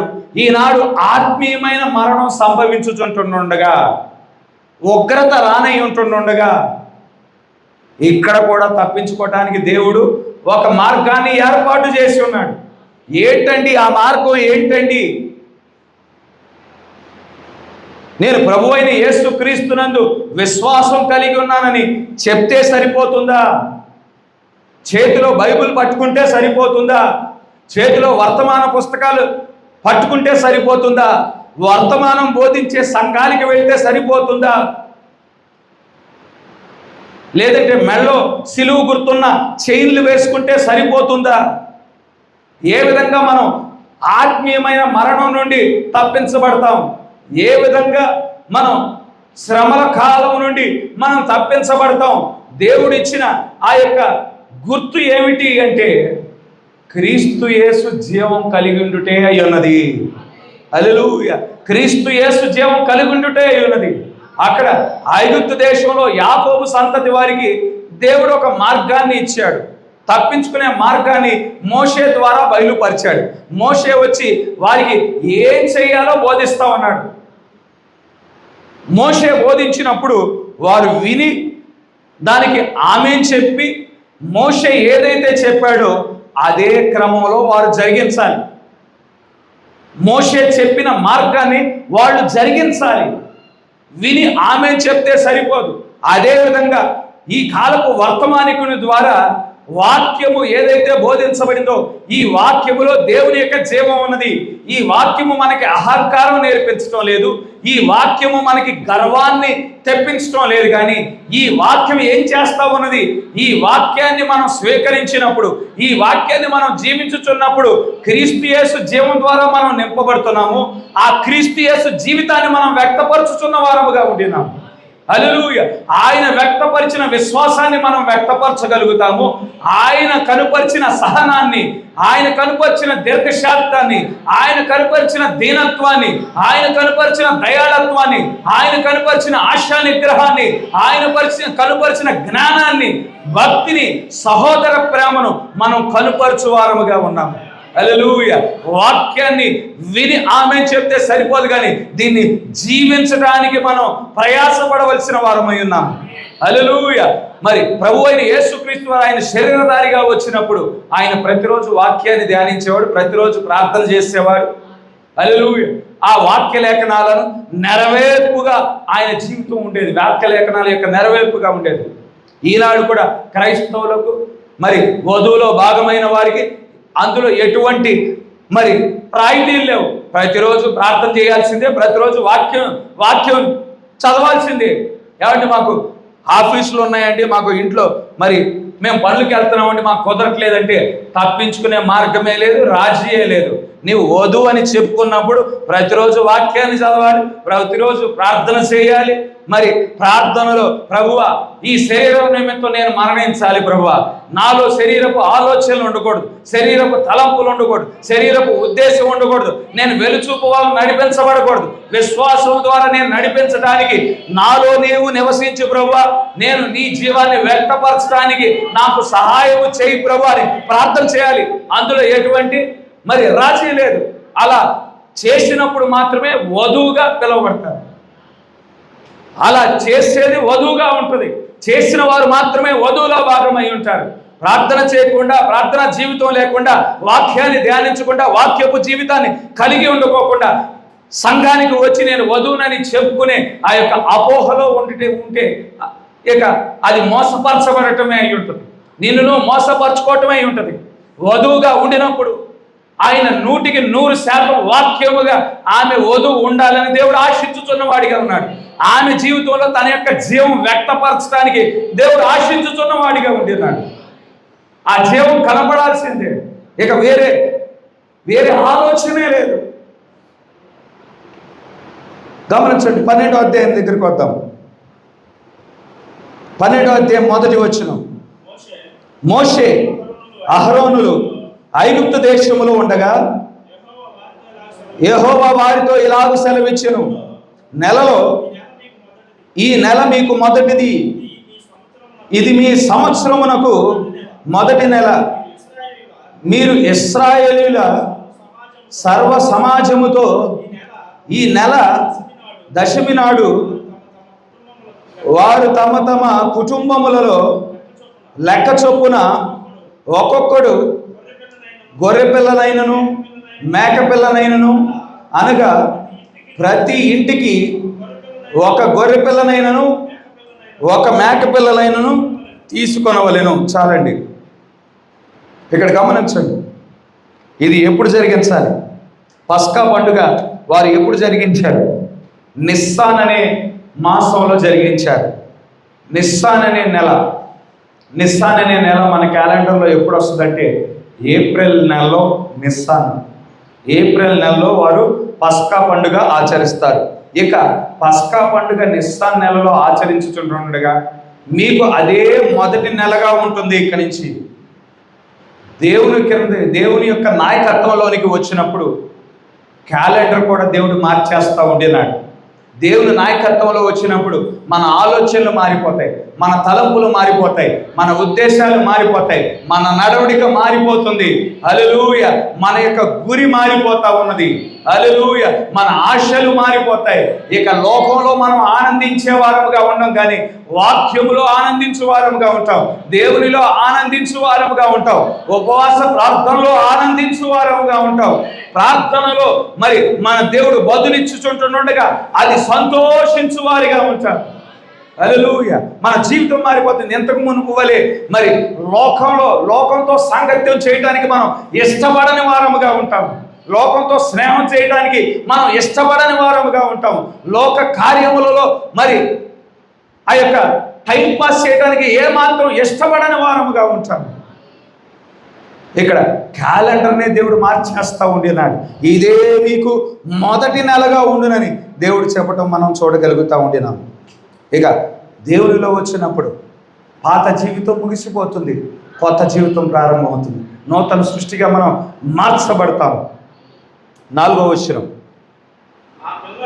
ఆ పిల్లను తినుటకు ఒక కుటుంబము చాలకపోయిన ఎడల వాడును వాని పొరుగువాడును తమ లెక్క చొప్పున దానిని తీసుకొనవలెను. ఆ గొర్రె పిల్లను భుజించుటకు ప్రతివాని భోజనము పరిమితిని బట్టి వారిని లెక్కింపవలెను. చాలండి. ఇక్కడ ఐగుప్తు దేశం నుండి బయటికి వెళ్ళటానికి ఒక్కరోజు మునుపు జరిగిన కార్యమై ఉన్నది. ఐగుప్తు దేశానికి వెళ్ళటానికి ఒక్క రోజు మునుపు వారు ఏం తినాలి, ఎలా తినాలో కూడా దేవుడే చెప్పుచున్న వాడిగా ఉన్నాడు. ఏది పడితే అది తినటానికి దేవుడు అవకాశం ఇవ్వటం లేదు, కానీ వధించబడిన బలి పశువును మాత్రమే తినటానికి దేవుడు ఆజ్ఞ ఇచ్చుచున్నాడు. హల్లెలూయా. వారు ఆ వధించబడిన ఆ యొక్క గొర్రెపిల్ల యొక్క మాంసాన్ని వారు తినాలి, పొంగని రొట్టెలను వారు తినాలి, చేదు కూరలను వారు తినాలి. ఏ క్రమంలో తినాలో కూడా వాక్యములో ప్రస్తావించడం మనం చూడగలుగుతూ ఉండినాం. ఈ దినములలో ఒక దినము మనం ఈ భూమిని విడిచిపెట్టనై ఉన్నాము. ఈ భూమిని విడిచిపెట్టడానికి మనం సిద్ధంగా ఉంటుండగా మనం దేని ద్వారా పోషించబడాలో దేవుడు ముందుగానే నిర్ణయించి ఉన్నాడు. జగత్ పునాది వేయబడటానికి మునిపే మనం దేని ద్వారా పోషించబడాలో దేవుడు నిర్ణయించి ఉన్నాడు. మనం ఈ వర్తమానం కొరకు జగత్ పునాది వేయబడటానికి మునిపే మనం ముద్రించబడిన వారముగా ఉన్నాం. దేవుడు మనల్ని జగత్ పునాది వేయబడటానికి మునిపే పక్షిరాజులుగా ఉండటానికి నియమించి ఉన్నాడు. పక్షిరాజులు పాలు తాగవు, కానీ పక్షిరాజు బలమైన ఆహారాన్ని తినేదిగా ఉంటుంది. కనుక బలమైన ఆహారాన్ని తినటానికి సమర్థత కలిగిన ప్రజలుగా దేవుడు మనల్ని నిర్ణయించి ఉన్నాడు. లోతైన సంగతులు చూడగలిగిన వారంగా మనల్ని దేవుడు ముందుగానే నిర్ణయించి ఉన్నాడు. ఏ విధంగా తినాలి, ఎప్పుడు తినాలి, మరి ఎంత తినాలో ప్రతిదీ దేవుడు నిర్ణయించిన వాడిగానే ఉన్నాడు. మనం మరి ఈనాడు భుజించే ఆహారము ఆత్మీయమైన ఆహారము, మరి ఆర్సిఎం సంస్థకు సంబంధించిన ఆహారము కాదు, మెథడిస్ట్ సంస్థకు సంబంధించిన ఆహారం కాదు, ప్రెస్బిటేరియన్ సంస్థకు సంబంధించిన ఆహారం కాదు, మరి ఆ యొక్క బైబిల్ మిషన్కి సంబంధించిన ఆహారము కాదు. మనం భుజించుచున్న ఆహారము నేరుగా దేవుడే స్వయంగా బలిష్ఠుడైన దూతగా దిగి వచ్చి ఆయన ఆ ఆహారాన్ని ప్రవక్తకు అనుగ్రహించిన వాడిగా ఉన్నాడు. ప్రవక్త ద్వారా ఆహారాన్ని పొందుకొనిన వారమై ఉన్నాం. అది ఒక్క దినము వారు ఐగుప్తు నుండి బయటికి వెళ్ళటానికి ఒక్క దినము మునుపు వారు భుజించుచున్న వారిగా ఉండినారు. ఈనాడు ఈ లోకాన్ని విడిచిపెట్టడానికి సిద్ధముగా ఉండిన మనము ఈ ఆహారాన్ని భుజించుచున్న వారముగా ఉండినాం. హల్లెలూయా. ఈ ఆహారములో మరి రూపాంతరపు శక్తి ఉన్నది. ఈ ఆహారములో రూపాంతరపు విశ్వాసం ఉన్నది. ఈ ఆహారములో మనల్ని పరిపూర్ణులుగా మార్చే ఆ యొక్క జీవం ఉన్నదనే విషయాన్ని మనం గుర్తించవలసిన అవసరం ఉన్నది. గమనించండి. ఆ పరిస్థితుల్లో ఐగుప్తు యొక్క పరిస్థితిని గమనించండి. ఆ సమయంలో ఐగుప్తు యొక్క పరిస్థితిని గమనించండి. ఐగుప్తు యొక్క పరిస్థితి మహా దుర్భరంగా ఉన్నది. మోషే నీళ్లను రక్తంగా మార్చడం వలన సరిగ్గా మంచినీరు తాగటానికి కూడా అవకాశం లేకుండా పోయింది. రక్తంగా మారినప్పుడు దాంట్లో ఉండిన చేపలన్నీ మరణిస్తాయి. చేపలకు సంబంధించిన వ్యాపారస్తులంతా వ్యాపారం అంతా నాశనమైంది. తరువాత వడగట్ల వాన వలన పంట మొత్తం నాశనం చేయబడింది. కనుక ఆహారం కూడా సమృద్ధిగా లేదు. అదేవిధంగా ప్రజలు ఏమైనా ఆరోగ్యంగా ఉన్నారంటే ప్రజలు కూడా ఆరోగ్యంగా లేరు. ప్రజలు కూడా ఆ బొబ్బలతో మత్తబడ్డారు. పోనీ మందలు ఏ విధంగా ఉన్నాయంటే మందలు కూడా లక్షలాది మందలు చనిపోయాయి. అటువంటి పరిస్థితుల్లో ఐగుప్తు దేశం ఉన్నది. ఒకానొక సమయంలో ఐగుప్తు దేశం ఫరో అనుకొని ఉంటాడు తన దేశాన్ని చూసి, నా దేశం ఎంతో ధనికమైన దేశమై ఉన్నది, నా దేశం ఎంతో బలమైన దేశమై ఉన్నది, నా దేశము మరి ఐశ్వర్యము కలిగిన దేశమై ఉన్నది అని తలంచి ఉంటాడు. అందుకే ఈ యాకోబు సంతతి వారందరినీ బానిసలుగా చేసుకుని ఏం చేస్తూ ఉన్నాడంటే కొత్త కొత్త పట్టణాలు కట్టించడం ప్రారంభించాడు. వీళ్ళందరితో ఆ యొక్క మట్టి పనులు చేయిస్తూ ఉన్నాడు, ఇటక పనులు చేయిస్తూ ఉన్నాడు, విగ్రహాలు చేయిస్తూ ఉన్నాడు. మరి ఆ కొత్త కొత్త పట్టణాలు కట్టిస్తూ ఉంటుండగా దేవుడు రంగం మీదకి వచ్చినప్పుడు పరిస్థితులన్నీ తలకిందులుగా చేశాడు. ఇక కొత్త పట్టణాలు కట్టించడం దేవుడే. అసలు ఈ పరిస్థితి నుండి సర్వైవ్ అవ్వగలమా లేవా, తట్టుకోగలమా లేవా అనే ఆలోచన వారికి వచ్చుంటుంది అనే ప్రసక్తి అనే పరిస్థితి మనం చూడగలుగుతూ ఉండినాం. అయితే ఈ ముగింపు కాలంలో కూడా పరిస్థితులు ఆ విధంగా మారిపోతూ ఉన్నాయి. నీరు కలుషితం అయిపోయింది. భూమి మీద ఉండిన పచ్చదనం అంతా నాశనం చేయబడింది. గాలి కలుషితం అయిపోయింది. మనం తినే ఆహారము కూడా సంకరము చేయబడిన ఆహారమే. కూరగాయలు సంకరం చేయబడ్డాయి, తినే పళ్ళు సంకరం చేయబడ్డాయి. ఇంతకుముందు మాదిరిగా అవి బలాన్ని ఇవ్వటం లేదు. ఎంత ఆహారం తిన్నా కానీ ప్రజలు బలహీనంగానే ఉంటా ఉన్నారు. బిడ్డలు పుట్టిన దగ్గర నుండి ఆ వ్యాక్సిన్ వేయాలి, ఈ వ్యాక్సిన్ వేయాలి, ఆ వ్యాక్సిన్ వేయాలి, ఈ వ్యాక్సిన్ వేయాలని మన దేహం అంతా మందులతోనే నింపేస్తూ ఉన్నారు. తరం ముందుకెళ్ళే కొద్ది తెలివితేటల్లో తెలివి పెంచుకుంటా ఉన్నారు, కానీ భౌతికంగా బలం వచ్చేపాటికి బలహీనమైన ప్రజలుగా అయిపోతూ ఉన్నారు. ఎందుకంటే సంకరం చేయబడిన ఆహారము, దేహం అంతా మందులమయము, ఆహారము కలుషితము, నీరు కలుషితము, గాలి కలుషితము. కనుక ఐగుప్తు యొక్క దేశము ఏ విధంగా దుర్భర స్థితిలో ఉన్నదో నేడు ఈ ప్రపంచం కూడా అదే విధంగా దుర్భర స్థితిలో ఈ భూమి ఉండటం మనం చూడగలుగుతూ ఉండినాం. అందుకే దేవుడు ఇది ప్రారంభంలో దేవుని యొక్క ఏదేనుగా ఉన్నది. ఎప్పుడైతే మానవుడు ఆ బుద్ధి జ్ఞానం ఇచ్చు చెట్టు నుండి తింటా ఉన్నాడో దీనిని మానవుడు మరణానికి చేరువైపోతా ఉన్నాడు. ఈ సృష్టిని కూడా వాడు నాశనం చేస్తూ ఉన్నాడు. ఈ జ్ఞానమంతా ఇచ్చుతున్నది ఎవరు? సాతానుడు జ్ఞానం ఇస్తూ ఉన్నాడు. సాతానుడు ఇచ్చిన జ్ఞానాన్ని బట్టి ఈ సృష్టి నాశనం చేయబడతా ఉన్నది, మానవుడు మరణానికి చేరువవుతా ఉన్నాడు. కనుక దేవుడు ఈ యొక్క భూమి మొత్తాన్ని ఆయన ప్రక్షాళన చేయనై ఉన్నాడు. భూమి మొత్తాన్ని ఆయన కాల్చనై ఉన్నాడు. ఈ భూమి మీద అంతా మంచే ఉంటే మంచిని కాల్చినట్లయితే దేవుడు న్యాయవంతుడు అయి ఉండడు. కానీ ఈ భూమి మీద పరిస్థితులు మనం చూసినట్లయితే నీరు కలుషితం అయిపోయింది, గాలి కలుషితం అయిపోయింది. దేనివల్ల కలుషితం అయిపోతా ఉన్నది?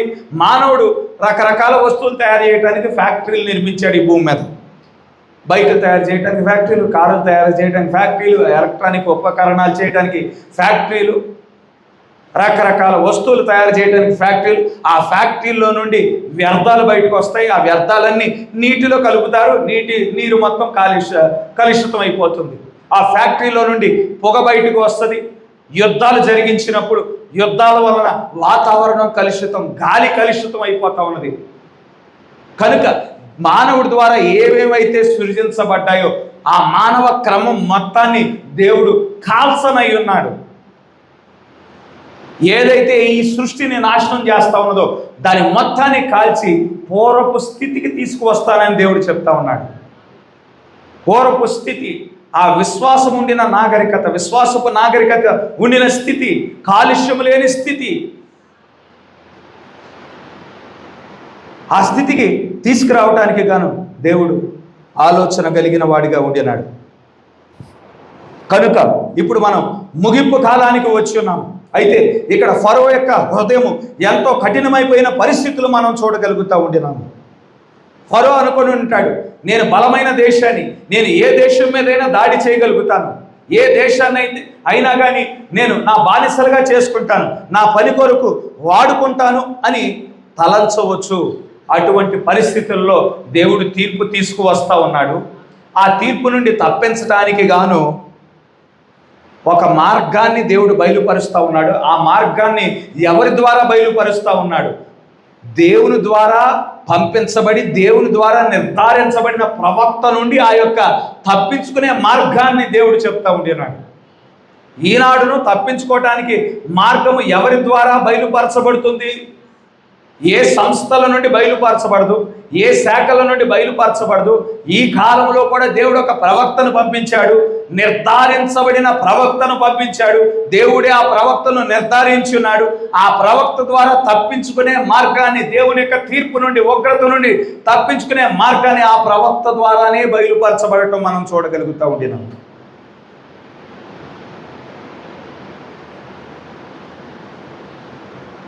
ఆరో వచనం,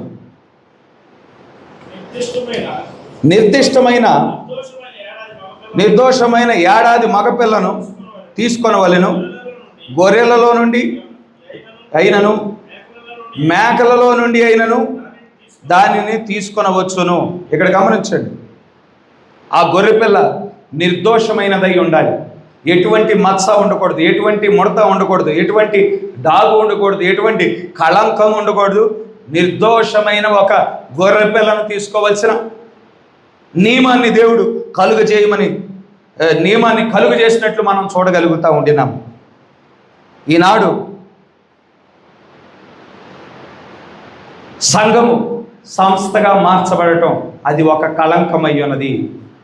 వాక్యానికి సొంత తర్జుమా ఇవ్వటం అది ఒక కళంకమై ఉన్నది. స్త్రీలు బోధించకూడదని చెప్పినప్పుడు బోధించడానికి అనుమతించడం అది ఒక కళంకమై ఉన్నది. వర్తమానికుని పంపించగా వర్తమానికుని తిరస్కరించడం అది ఒక కళంకమై ఉన్నది. అయితే ఇక్కడ గమనించండి, నిర్దోషమైన ఒక గొర్రెపిల్లను తీసుకోవాల్సిన అవసరత ఉన్నది. అపోస్తులు దేని నుండి అయితే దూరపరచబడ్డారో తిరిగి సంఘము దానిలోనికే వెళ్తా ఉన్నది. అపోస్తులు సద్దుకైలనే సంస్థ నుండి బయటికి నడిపించబడ్డారు, శాస్త్రులనే సంస్థ నుండి బయటికి నడిపించబడ్డారు, పరిసయ్యులనే సంస్థ నుండి బయటికి నడిపించబడ్డారు, ఆచారముల నుండి అపోస్తులు వారు బయటికి నడిపించబడ్డారు. ఈ 7 సంఘకాలాల్లో మనం చూసినట్లయితే దేని నుండి అయితే అపోస్తులు బయటికి నడిపించబడ్డారో తిరిగి మరలా దానిలోనికే వెళ్ళటం మనం చూడగలుగుతూ ఉంటున్నాము. 7వ వచనం, ఈ నెల 14వ దినం వరకు మీరు దానిని ఉంచుకొనవలెను. తరువాత ఇశ్రాయేలు సమాజపు వారందరూ తమ తమ కూటములలో సాయంకాలమందు దాన్ని చంపి దాని రక్తము కొంచెం తీసి తాము దానిని తిని ఎండ్ల ద్వారపు బంధపు 2 నిలువ కమ్ముల మీదను పై కమ్ముల మీదను చల్లి ఆ రాత్రియే వారు అగ్ని చేత కాల్చబడిన ఆ మాంసమును పొంగని రొట్టెలను తినవలెను. చేదు కూరలతో దాన్ని తినవలెను. దాని తలను, దాని కాళ్ళను, దాని అంత్రములను అగ్నితో కాల్చి దాన్ని తినవలెను. చాలండి. కనుక 10వ దినం నుండి 14వ దినం వరకు ఆ యొక్క గొర్రెపిల్లను వధించడానికి సిద్ధంగా ఉండిన గొర్రెపిల్లను వారు గమనించాలి. 4 రోజుల పాటు దాన్ని గమనించాలి.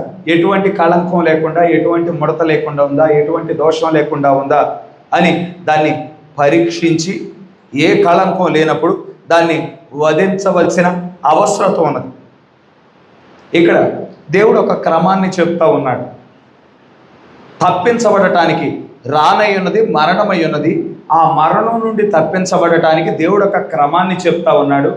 కనుక దేవుడు ఏ క్రమాన్ని అయితే చెప్తా ఉన్నాడో ఆ క్రమంలోనే వారు జరిగించవలసిన అవసరం ఉన్నది.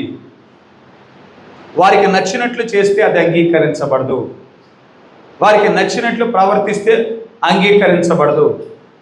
గొర్రె పిల్లను కాదు, మరి మేక పిల్లను కాదు, నేను మరి ఏ ఎద్దునో ఏ దూడనో వధిస్తానంటే అది అంగీకరించబడదు. దేవుడు ఒక క్రమాన్ని చెప్పాడు, గొర్రెపిల్లే వధించబడాలి. దేవుడు పులియని రొట్టెలు అన్నాడు, మరి పులిసిన రొట్టెలు తింటే అది అంగీకరించబడదు. దేవుడు చేదు కూరలను చెప్పి ఉన్నాడు, చేదు కూరలు కాకుండా వేరొకటి రుచికరమైనది ఆ యొక్క కూరలు తింటే అది అంగీకరించబడదు. దేవుని యొక్క క్రమం ప్రకారం వారు జరిగించినప్పుడు అది వారిని రక్షించేదిగా ఉన్నది.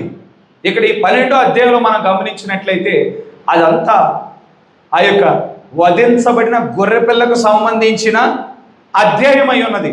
ఇక్కడ మనం మోషే యొక్క పరిచర్యను గమనించండి. దేవుడు ఆ యొక్క మండుచున్న అగ్ని పొద యొద్ద నుండి మోషే యొక్క పరిచర్యను ప్రారంభించడం మనం చూడగలుగుతూ ఉండినాం. ఇక ఐగుప్తు దేశంలో ఆయన పరిచర్య దినాలు ముగింపులోకి వచ్చేసాయి. ఐగుప్తులో మరి మోషే పరిచర్య యొక్క ముగింపు దినాలు వచ్చేసాయి. అయితే ఆ ముగింపు సమయంలో మోషే ద్వారా దేవుడు ఏం బయలుపరుస్తూ ఉన్నాడంటే వధించబడిన గొర్రెపిల్ల గురించి దేవుడు బయలుపరచడం మనం చూడగలుగుతూ ఉండినాం. మోషే ఏం చేస్తూ ఉన్నాడు, ఆ రక్తాన్ని ఏ విధంగా వారి ద్వారబంధకాల మీద పోయాలి, వారు ఆ యొక్క గృహంలో ఏ విధంగా ఉండాలి, వారు ఏ విధంగా మరణం నుండి తప్పించబడతారు, మోషే ద్వారా బయలుపరచబడటం మనం చూడగలుగుతూ ఉండినాం. వారి మధ్యనే గొర్రెపిల్ల ఉన్నది, వారి మధ్యనే ఆ రక్తం ఉన్నది. మరణం నుండి తప్పించడానికి ఆ రక్తాన్ని ఏ విధంగా ఉపయోగించుకోవాలో అక్కడ మోషే ద్వారా దేవుడు బయలుపరచడం మనం చూడగలుగుతూ ఉండినాం. అక్కడ గొర్రెపిల్ల ఉండిన విధంగా ప్రవక్త చెప్తా ఉన్నాడు, మన మధ్యన పరిశుద్ధాత్ముడు తన శక్తితో ఉన్నాడు. అయితే పరిశుద్ధాత్ముడు మన మధ్యన మరి ఆయన శక్తితో ఉంటుండగా ఆ శక్తిని ఏ విధంగా ఉపయోగించుకోవాలో ప్రవక్త చెప్తా ఉన్నాడు. ఆయన శక్తిని, పరిశుద్ధాత్మ శక్తిని ఉపయోగించుకోవటానికి మరి ఏమి అవసరం అంటే విశ్వాసము అవసరమై ఉన్నది. విశ్వాసం మనకి ఏ విధంగా కలుగుతుంది అంటే మరి మన స్థానాన్ని మనం గుర్తించినప్పుడు మనకి విశ్వాసం కలుగుతుంది. మన స్థానము ఏమై ఉన్నది, దేవుడు మన కొరకు ఏ స్థానాన్ని అయితే దేవుడు నియమించి ఉన్నాడో ఆ స్థానాన్ని గుర్తించినప్పుడు మనం పలానా స్థానంలో ఉండాలి, పలానా స్థానంలో ఉండాలి, పలానా స్థానంలో ఉండాలని మనకి ఎన్నో ఆలోచనలు కలిగి ఉంటాయి. ఆ స్థానంలో నిలబడటం వలన విశ్వాసం కలగదు. కానీ దేవుడు ఏ స్థానంలో నిలబడటం కోసమైతే నిన్ను పిలుచుకొని ఉన్నాడో ఆ స్థానాన్ని గుర్తించినప్పుడు మరి ఆ స్థానంలో నిలబడినప్పుడు నీకు విశ్వాసం కలుగుతుంది. మరి ఆ యొక్క విశ్వాసం కలిగినప్పుడు దేవుని యొక్క శక్తిని నీ జీవితంలో ఉపయోగించుకొనగలుగుతావు. హల్లెలూయా. ఏ విధంగా విశ్వాసం ద్వారా రక్తస్రావం కలిగిన స్త్రీ ఏం చేయగలిగింది, దేవునిలో ఉండిన శక్తిని లాగుకొని ఆమెలో ఉండిన ఆ రోగాన్ని నయం చేసుకోనగలిగింది. నీ యొక్క విశ్వాసమే నిన్ను స్వస్థపరిచిందని మరి ప్రభు అయిన యేసుక్రీస్తు వారు చెప్పటం మనం చూడగలుగుతా ఉండినాం. కనుక విశ్వాసం మనం కలిగి ఉండినప్పుడు మన స్థానాన్ని, దేవుడు నియమించిన మన స్థానాన్ని గుర్తించినప్పుడు ఆ స్థానం ద్వారా స్థానాన్ని గుర్తించడం వలన మనకి విశ్వాసం కలుగుతుంది. విశ్వాసం ద్వారా దేవుని యొక్క శక్తిని మనం ఉపయోగించగలిగిన వారముగా ఉంటాం. ఇక్కడ గమనించండి, వారు ఆ యొక్క పస్కా యొక్క రక్తాన్ని వారు గుర్తించిన వారిగా ఉండినారు. దేవుడు తీర్పు తీర్చడానికి ఐగుప్తు దేశంలోకి ప్రవేశిస్తున్నాడని వారు గుర్తించారు. అయితే మనమంతా పాపులమై ఉన్నాము, మనమంతా అయోగ్యులమై ఉన్నాము, మనమంతా మరి అవిధేయులుగా ఉండి ఉన్నాము. అయితే దేవుడు ప్రతి ఒక్క వ్యక్తిని తీర్పు తీర్చడానికి వస్తూ ఉండినాడు. అయితే ప్రతి ఒక్క వ్యక్తిని తీర్పు తీర్చుచుంటుండగా దేవుడు మనల్ని ఒక గొర్రెపిల్లని సిద్ధపరచుకోమంటా ఉండినాడు. ఆ గొర్రెపిల్ల మన కోసం వధించబడుతుంది. ఆ గొర్రెపిల్ల నిర్దోషమైనది, ఆ గొర్రెపిల్ల కళంకము లేనిదై ఉన్నది, ఏ పాపము ఎరుగనదై ఉన్నది. అయితే మన పాపముల నిమిత్తం ఆ గొర్రెపిల్ల వధించబడుచుంటుండగా మనం ఇది నా కోసం వధించబడింది అని ఎప్పుడైతే ఆ గొర్రెపిల్లను నువ్వు గుర్తిస్తావో ఆ యొక్క సంహారపు దూత వచ్చి చూసి, ఇదిగో నీ నిమిత్తం ఈ గొర్రెపిల్ల వధించబడింది కాబట్టి నిన్ను దాటుకొని వెళ్తా ఉన్నాను అని వారు గుర్తించగలిగిన వారిగా ఉండినారు. కనుక వారికి బయలుపరచబడిన ఆ యొక్క పస్కా పశువును వారు గుర్తించిన వారిగా ఉన్నారు. ఆ గుర్తును, ఆ రక్తాన్ని వారు కలిగిన వారిగా ఉండినారు. ఈనాడు గమనించండి, ఆ యొక్క భౌతికమైన గొర్రెపిల్ల యొక్క రక్తమే మరణం నుండి తప్పించిన ఎడల మనం గొర్రెల యొక్క రక్తం క్రింద లేము, కానీ పశువుల యొక్క రక్తం క్రింద లేము కానీ మన సృష్టికర్తే మన కోసం శరీరధారిగా వచ్చి ఉన్నాడు. మన పాపముల నిమిత్తం, మన దోషముల నిమిత్తం, మన అతిక్రమముల నిమిత్తం ఆయన గాయపరచబడ్డాడు, ఆయన నలగొట్టబడ్డాడు, ఆయన తన రక్తాన్ని కార్చిన వాడిగా ఉండినాడు. అదిగో నా కోసము నా యొక్క సృష్టికర్తే శరీరధారిగా వచ్చి ఆయన తన రక్తాన్ని కార్చాడు, ప్రాణాన్ని పెట్టి ఉన్నాడని మనం అంగీకరించి ఆ రక్తాన్ని బట్టి మనం గుర్తించబడుచున్న వారమై ఉన్నాం. మనం క్రీస్తు ద్వారా గుర్తించబడుచున్నామని అంగీకరించబడతా ఉండినాం. మనం దేవుని ఎదుట మనం నిలబడలేము, దేవుని ఎదుట మనం యోగ్యులుగా మనం ఎంచబడలేము. మనం క్రీస్తునందు నిలిచుండుట ద్వారానే మనం దేవుని ద్వారా అంగీకరించబడిన వారముగా ఉంటాము.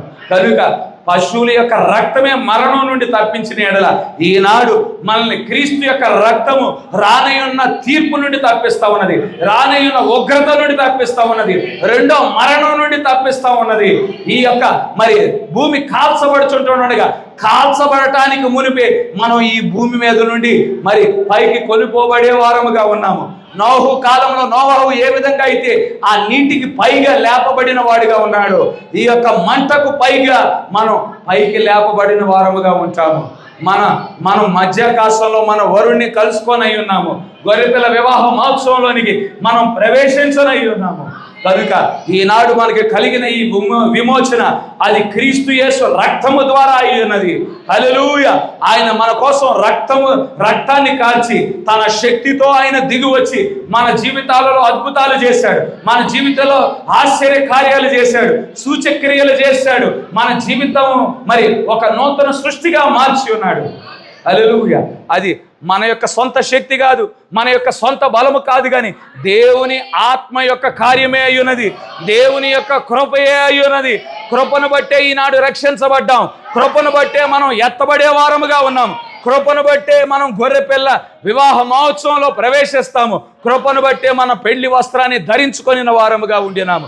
కనుక మన జీవితంలో జరిగిన ఈ విమోచన అది క్రీస్తు యేసు రక్తం వలన అయ్యున్నది, ఆయన శక్తి వలనే అయ్యున్నదనే విషయాన్ని మనం గుర్తించాలి. ఆ గొర్రెపిల్ల రక్తం ద్వారా మనం గుర్తించబడిన ప్రజలముగా ఉండినాము. హల్లెలూయా. ఆ రక్తం ఏదో కాదు, కానీ ఈ కాలపు వర్తమానమే ఉన్నది. ఈ వర్తమానం అంగీకరించడం ద్వారా మరి వర్తమానం అంగీకరించడం మాత్రమే కాదు, ఈ వర్తమానాన్ని ఎప్పుడైతే మనం జీవిస్తూ ఉన్నాం, దేవుని యొక్క ఆత్మతో నింపబడతా ఉన్నాం, ఆయన జీవాన్ని మన జీవితాలలో వ్యక్తపరచడానికి దేవుడు కృప చూపిస్తూ ఉన్నాడు. మనం స్వతంత్రులుగా చేయబడిన వారముగా ఉండినాము. మరి ఆ విధంగా దేవుడు సహాయం చేయడానికి కడ వరకు తన వాక్యం కొరకు నిలబడటానికి దేవుడు కృప చూపించునుగాక. దేవుడి చిన్న మాటలను దీవించునుగాక. మరొక్కసారి మనంతా లేచి నిలబడదాం. మన మధ్యలో మన దేవుని మన స్తుతులతో మన స్తోత్రాలతో కొనియాడదాం. హల్లెలూయా, హల్లెలూయా, హల్లెలూయా, హల్లెలూయా, హల్లెలూయా, హల్లెలూయా.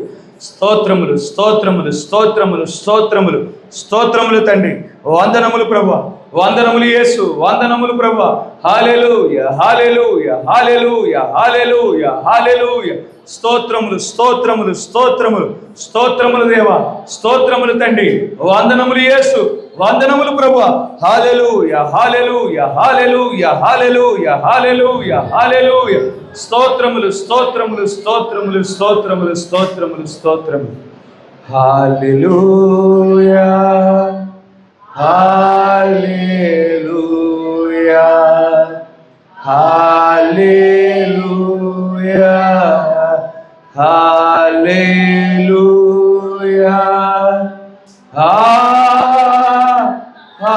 హల్లెలూయా, హల్లెలూయా,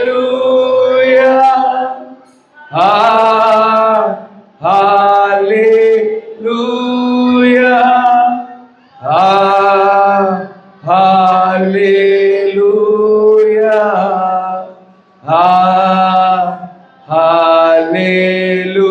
hallelujah. Thank you, Jesus. Thank you, Jesus. Thank you, Jesus. Thank you, Jesus. Hallelujah.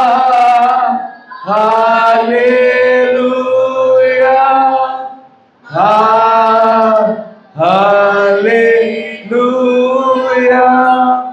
Hallelujah.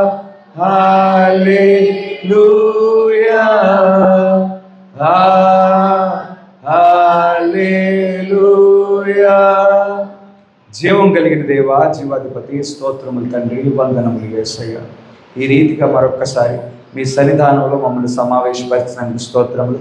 మమ్మల్ని సమావేశపరచడమే కాకుండా ప్రభా, మరొక్కసారి తండ్రి నీవే మా మధ్యకు దిగి వచ్చి ప్రభా, ఎప్పటి వరకు ప్రభా మాతో మాట్లాడినందుకు స్తోత్రములు మా గొప్ప దేవుడా. అవును ప్రభా యేసయ్య, ఈనాడు ప్రభా మేము ముగింపు కాలానికి వచ్చేసాం మా గొప్ప దేవుడా. ప్రభా ఆనాడు తండ్రి ప్రభా ఐగుప్తు దేశంలో ప్రభా మా గొప్ప దేవుడు వారి యొక్క ప్రయాణం ముగింపు సమయానికి వచ్చి ఆ యొక్క కాలంలో తండ్రి వధించబడిన గొర్రెపిల్ల పరిచయం చేయబడటం మేము చూడగలుగుతా ఉంటున్నాము తండ్రి. ప్రభా యేసయ్య మా గొప్ప దేవుడు వారు ఐగుప్తు దేశం నుండి విడిచిపెట్టే ఆ క్షణాలలో వధించబడిన గొర్రెపిల్ల దాని యొక్క రక్తం గురించి ప్రభా బయలుపాటు ఇవ్వటం మేము చూడగలుగుతా ఉంటున్నాము తండ్రి. ప్రభా యేసే మేము 7వ సంఘకాలం యొక్క ముగింపులో ఉంటుండగా ప్రభా ఈ కాలపు వర్తమానికుడు కూడా ప్రభా మాకు వేరెవరినో పరిచయం చేయలేదు కానీ ప్రభా యేసయ్య వధించబడిన గొర్రెపిల్లనే పరిచయం చేసి ఉన్నాడు తండ్రి. మనుష్య కుమారునే పరిచయం చేసి ఉన్నాడు తండ్రి. ఆ వధించబడిన గొర్రెపిల్ల ప్రభా తండ్రి చేతిలో ఉండిన 7 ముద్దల పుస్తకాన్ని తీసుకొని మా గొప్ప దేవుడా తెరవబడిన పుస్తకంతో దిగి వచ్చుటను ప్రభా పరిచయం చేసి ఉన్నాడు మా గొప్ప దేవుడా. ప్రభా అది మా విమోచన గ్రంథం అని ప్రభా, మా హక్కు పత్రం అని మా గొప్ప దేవుడా, గొర్రెపిల్ల జీవ గ్రంథం అని ప్రభా మా పేరు దాంట్లో రాయబడి ఉన్నాయని ప్రభా యేసయ్య ప్రవక్త చెప్పుచుంటున్నాడు మా గొప్ప దేవుడా. ప్రభువా యేసయ్య ఆ గ్రంథంలో ప్రభా మా స్థానాన్ని మేము చూడగలిగాం మా గొప్ప దేవుడా. ప్రభువా యేసయ్య ఆ స్థానాన్ని బట్టి ప్రభా మా హృదయాలలో విశ్వాసాన్ని కలుగజేసావు మా గొప్ప దేవుడా. విశ్వాసాన్ని బట్టి ప్రభా మీ పరిశుద్ధాత్మ శక్తిని ప్రభా మా జీవితాలలోనికి ప్రభా తీసుకొనగలిగి మా గొప్ప దేవుడా. ప్రభువా యేసయ్య మా జీవితాలు మార్చబడటానికి ప్రభా నీవు కృప చూపించావు తండ్రి. ఇక ప్రభా వెలుచూపు వలన నడిచే వారముగా లేము ప్రభా. ప్రభువా విశ్వాసం ద్వారా నడిపించబడే వారముగా ఉన్నాము తండ్రి. లోకం విషయమై మరణించిన వారముగా ఉన్నాం ప్రభా. శరీర విషయమై మరణించిన వారముగా ఉండినా మా గొప్ప దేవుడా. ప్రభువా యేసయ్య మా విమోచనకు వరకు ప్రభా మేము సిద్ధంగా ఉన్నాము తండ్రి. నీవు కార్చిన రక్తాన్ని బట్టి ప్రభా, నీవు ప్రభా శక్తితో దిగి రావటాన్ని బట్టి ప్రభా మేము విమోచించబడిన ప్రజలుగా ఉండినా మా గొప్ప దేవుడా. సాధారణుడిగా మమ్మల్ని బంధించలేడు మా గొప్ప దేవుడా. ప్రభా మాకు విడుదల కలుగు చేయబడి ఉన్నది ప్రభా, మాకు స్వతంత్రత కలుగు చేయబడి ఉన్నది మా గొప్ప దేవుడా. ప్రభువా యేసయ్య ఇంతకాలము తండ్రి ప్రభా మా మీద మీ కృపను విస్తరింపజేసావు ప్రభా మా గొప్ప దేవుడు. ఇప్పుడు తండ్రి ప్రభా ఆ కృపను బట్టి మమ్మల్ని ప్రభా యేసయ్య మీ పరలోక రాజ్యంలోనికి తీసుకువెళ్ళనై ఉన్నావు తండ్రి. అయితే ఈ లోకంలో ప్రభా మీ కృప తీసివేయబడుతుంది కానీ ప్రభా కృప తీసివేయబడిన తర్వాత ప్రభా మీ వధువైన మేము తండ్రి ఈ లోకంలో ఉండే అవకాశం లేదు మా గొప్ప దేవుడా. ఈ లోకంలో విడవబడిన వారి మీద ప్రభా యేసయ్య స్తోత్రములు తండ్రి. ఈ లోకంలో విడవబడిన వారి మీద ప్రభా తెగుళ్ళు క్రొమ్మరించబడతాయి ప్రభా, మహాశ్రమలు క్రొమ్మరించబడతాయి మా గొప్ప దేవుడా. ప్రభువా యేసయ్య ప్రభా బుద్ధి లేని కన్యక మాత్రమే విడవబడుతుంది మా గొప్ప దేవుడా. ప్రభా మేమైతే ప్రభా మీ మహాకృపను బట్టి ప్రభా సిద్ధులలో దివిటీలలో నూనెను ప్రభా ముందుగానే సిద్ధపరచుకోవటానికి ప్రభా కృప చూపించావు, నిన్ను ఎదుర్కోవటానికి కృప చూపించావు తండ్రి. అందును బట్టి స్తోత్రములు ప్రభా.